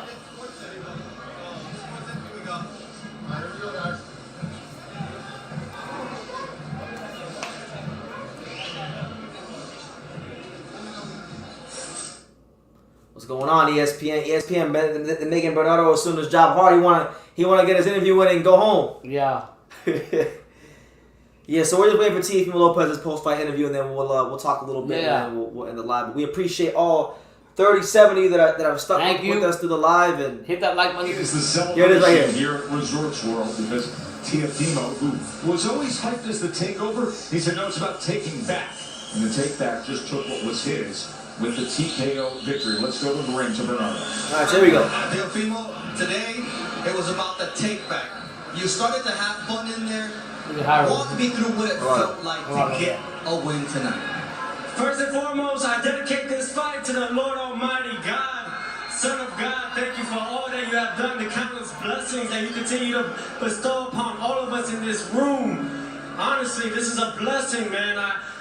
God has blessed me with a gift, and I have a voice to talk to everyone in this room. I want to thank each and every one of you guys, each and every one of you that are here. Thank you for your time. Time is something we don't get back. I love you all so very much. Thank you guys. You have created in me something so much more than I needed. And for that, I'm forever grateful for all of you. Pastor Tio. I'm grateful for all of this, man. Amen. I told y'all, don't call this a comeback. This is the takeover. All right, now 140 pounds is different than 135. Describe that difference and who you want next. Like I said, look, we've been at 135 for about 9 years. It was killing my body since I was a teenage kid, man. Look, I just turned 25. Both of them. We want Josh Taylor. We want these guys. We want Pro Brace. We want all the belts. That's really who we want.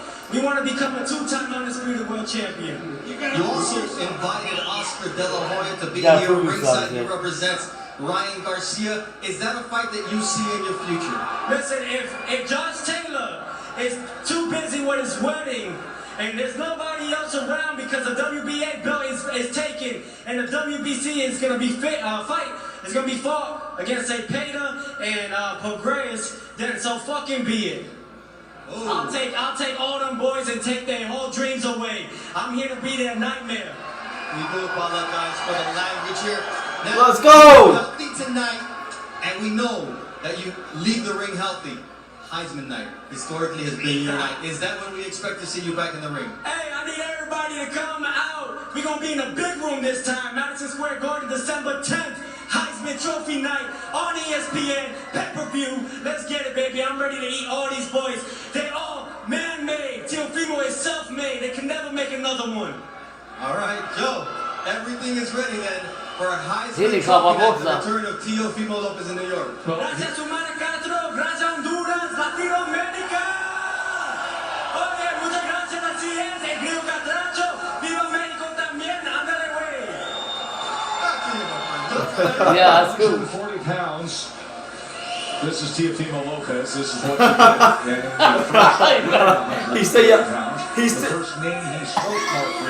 He took the microphone back and started yelling some more stuff into the microphone. So there you have it.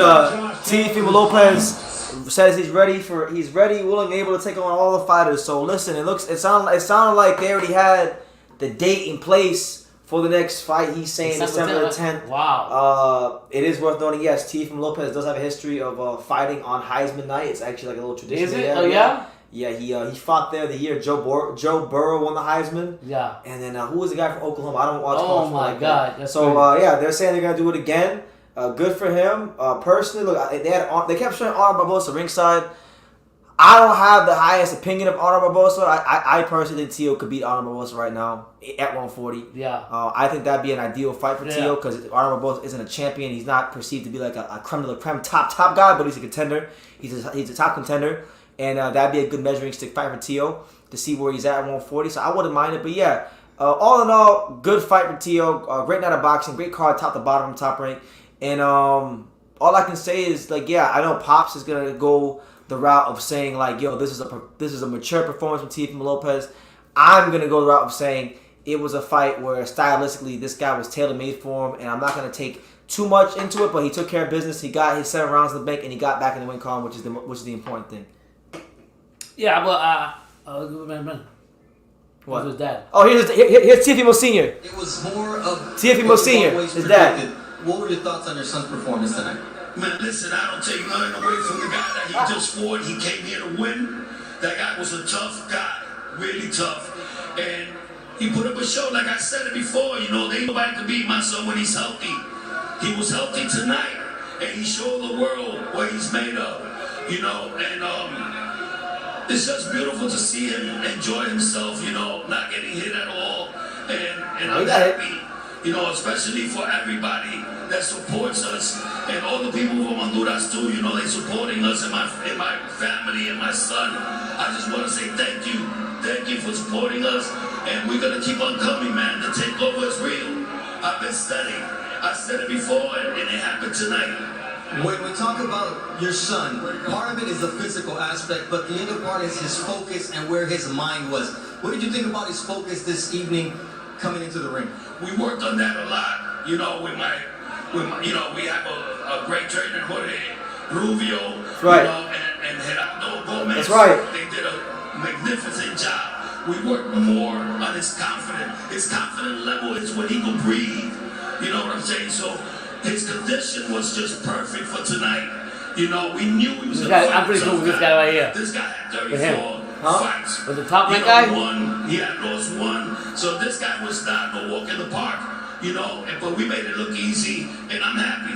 Oh, there's Barbosa. Yeah. The talent They said he was commentating right now. Is excellent. One of the most talent-laden divisions. It's different than 135. How did your son feel at this weight? And more importantly, how do you see him competing against the top dogs at junior welterweight? I always say, we always chase after the belts. We want the belts. You know, if Josh Taylor has 2 other belts, we want to get him before he gets rid of the other 2 belts. You know, we want him at 140. That's the guy that we want to fight. You know, but if that's not possible, we'll fight anybody in December. You know, that's our night. We always win by big knockouts on the Heisman Award night. So, you know, let it be. But we want Josh Taylor. What were you happiest about what you saw in junior this night, right here in this ring? What was it? What were you happiest about in terms of what you saw from your son tonight in the ring? Oh, he was having fun. He was, you know, entertaining the crowd. And I was screaming in the corner, giving him, you know, telling him what to do. And I told him, listen, entertain. You just got to entertain. And he let himself go. And he had a great time in there. You know, I told him before I left in that round, I don't know what round it was. I think it was the 7th. Yes, I told him, listen, this is the round. This is the round. I don't know if you people heard me. And he gave it to me. You know, he went out there and finished him. You know, I think it was a little bit too much delay in the stoppage. But, you know, it is what it is. We got the win. See you in December. Joe, we send it back to you and the guys. Thank you very much. So that is. So there you go, Teofimo Senior. Very happy that you know, get back in the win column. Well, listen, man, that's the important thing. I don't think the important thing, like my dad. I think my pop is making a bigger deal of the fight than it actually is. I think they picked Campa for a reason. I'm not gonna go as far as say it was a mature. I mean, you can say it was, but I think the reason it was because it was a guy that was tailor made for him. Are you saying for us to really see how mature he is as a fighter, you'd have to get him in there with a fighter that can give him more. No, not necessarily. Just a guy that can give him a little bit more resistance than Pedro. Pedro gave him the only resistance Pedro gave him was the durability and when he would get hit. Yeah. But as far as like what was coming back at Teo, there was no resistance really. Very little. So. I get what my son's saying. That's why I'm not going that maybe far. my son's saying like Teofimo. I'm not saying it's a bad performance. I'm just saying like I'm not gonna go crazy over it. Yeah, and maybe my son was saying basically what we're saying is Teofimo knew coming to this fight, he was there's levels to boxing and he knew he was gonna win this fight.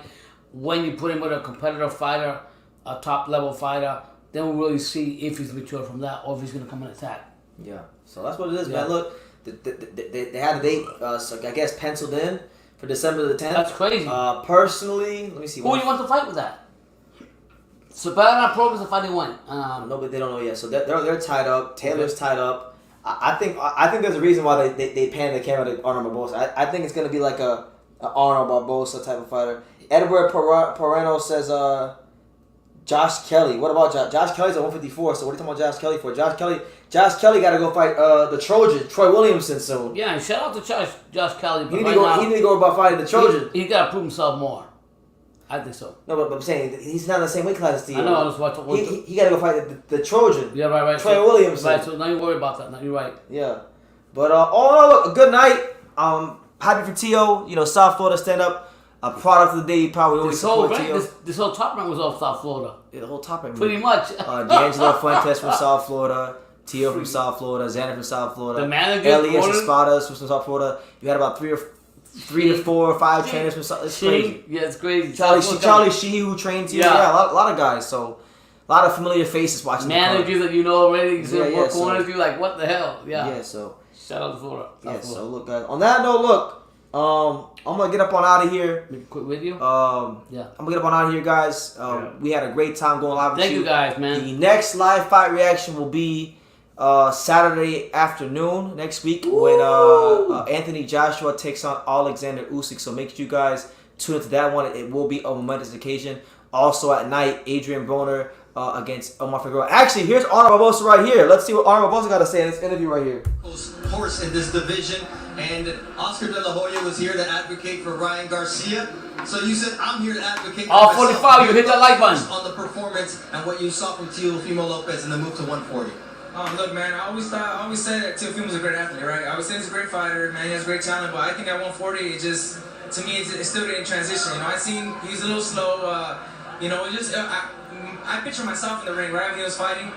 I don't think Campa is me, right? So I think if it was me in the ring, it would be a whole way different fight, man. I just seen like a lot of flaws. So I'm happy I came here to experience it, right? You know, in front. So we're hoping this fight happens. What were the flaws that just stood out to you in terms of him being a 140 and the difference in that way? I think the speed of Teofimo is not there, man. You know, and I think also the pressure, my pressure, to apply to him, I think it'll be a whole different ballgame. You know, I seen him a little, huffing and puffing a little bit. You know what I mean? So there's a lot of mistakes, man. Me and my pops seen, so we're gonna go back to the gym. Hopefully this fight happens. You know, we're praying it does, and we want it. Fuck that guy. It does, but hopefully it happens. How do you feel about him having to jump over you to get at Josh Taylor when you're number 3 in the world and saying, hey, I want those fights. Don't waste my time. Look, man, at the end of the day, my last fight I fought a ranked fighter, right? This guy wasn't ranked, whatever. But, he's trying to jump it. Eventually he's going to have to fight one of us, you know what I'm saying? So I hope it's me, because I legit want to fight him. Like, I'm hungry, man. Like, I literally want to go to the gym right now. You know what I mean? We'll see what happens, man. Good congrats to him. It's his night. He did his thing, and hope to see him soon. December 12th, Heisman night, the big room in Madison Square Garden. That's 4 months from now.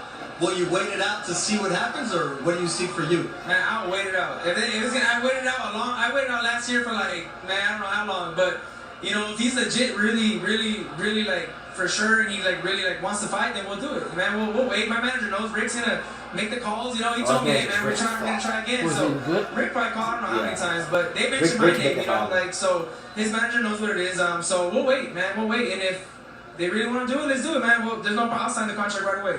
Arnold Barbosa ready and willing to take on Teofimo Lopez anytime.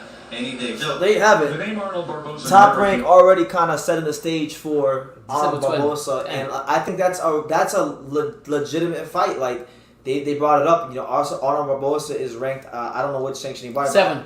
He's ranked as high as number 3, I believe, in one of the sanctioning bodies. So Teofimo Lopez is trying to jump up and get the title shot over him. And look, I can't have double standards. I feel like, you know, he's 7 on ESPN, but he's 3 in the other governing bodies, like one of the other governing bodies. So if I'm gonna complain about like the Buatsi Zordo situation and whatnot, I can't have double standards. Like I think Teofimo should fight Arnold Barboza because Arnold Barboza is a solid contender. I don't think Arnold Barboza is no special fighter. But Arnold Barboza really can't punch, but he's got good footwork and he's fundamentally sound and he's a full-fledged 40-pounder. So that'd be a good fight for him. And if Teo can win that fight, then that would be a really good statement for him because also Arnold Barboza is 27-0 and he's hungry and that would also let us know, you know, what could Teo do if there was a little bit more things to worry about from his opponent. I think as the level of fighters come up, he's gonna train more. Yeah. Yeah, I'm with Kevin. I think Teo will beat Barboza. I think Barboza is a solid fighter, but I really don't see anything like crazy special. Can he beat Matias, who's number 8, ranked number 8? They're not making that fight. Can he beat him though? He can beat him, but they're not making that fight. No. And I don't think that would be a fight where even if he won, he'd come out well. Yeah. Okay.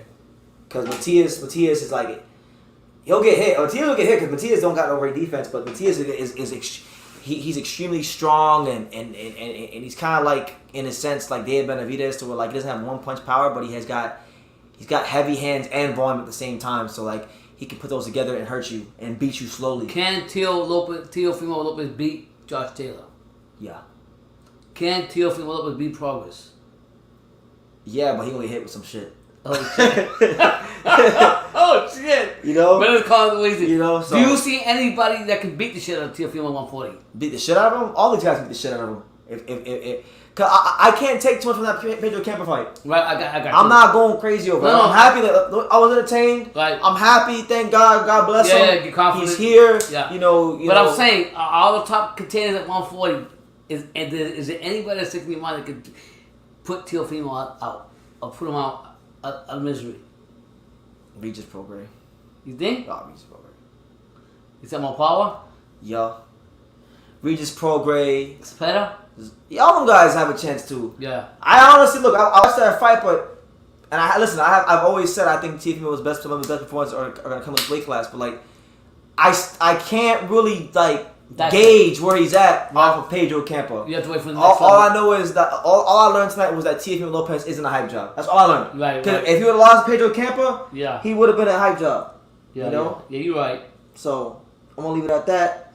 But listen, on that note, you guys take care. We will see you guys for the next live fight reaction next Saturday. Stay tuned for the lives throughout the week. Stay tuned for all the videos coming out throughout the week. Continue to support the channel. Any way you can. Any way you can. And yeah, we're gonna keep it going. You know, last message and then I get out of here. Thank you guys for helping me, little old BT from West Dania Beach, Florida, hit 44,000 subscribers. You know, we hit 44,000 yesterday. That's not the most on YouTube, but you know what? I lose a lot of subscribers because I keep things authentic here on True School Sports. So the fact that we got to 44,000, we started at 0. I'm grateful for that, and just thank you guys for all the support and all the love, because this is a very big part of my life, and I'm just very appreciative of everybody here. You know, what's crazy, right, Pops? Yeah. And I know I'm talking a lot, but I went to the gym. The boss. I went to the gym up the street the other day, and I was. You know, I'm trying to put some muscle on, so I'm bench pressing a little bit. Yeah. And I get done my set. I put the weights up, and I see this black kid. I've never met this kid in my life. I don't know him from nowhere. Big dude? No, not a big dude, but like I don't know this guy from nowhere. Yeah. He says, "Hey, don't you got a boxing channel?" I say, "Yeah." He's like, "Aren't you True School Sports?" I say, "Yeah." And he was like, "Oh, nice to meet you." So it was right up the street at the LA Fitness up the street. It's common, brother. I tell you. So we're making progress. You know, it's one thing to get noticed outside in California and Texas where boxing is big, but now I'm getting recognized. You're home, bro. You're home. So that feels good. And like I say, our success is your success. Remember that. Yes. Thank you all for everything. On that note, you guys take care. I'm gonna get up on out of here. Yeah. Enjoy the rest of your night. We'll see you soon. And like I say in every single one of these videos, you can love me or you can hate me, but I'm just Kid from Dania. So until next time, take care, guys.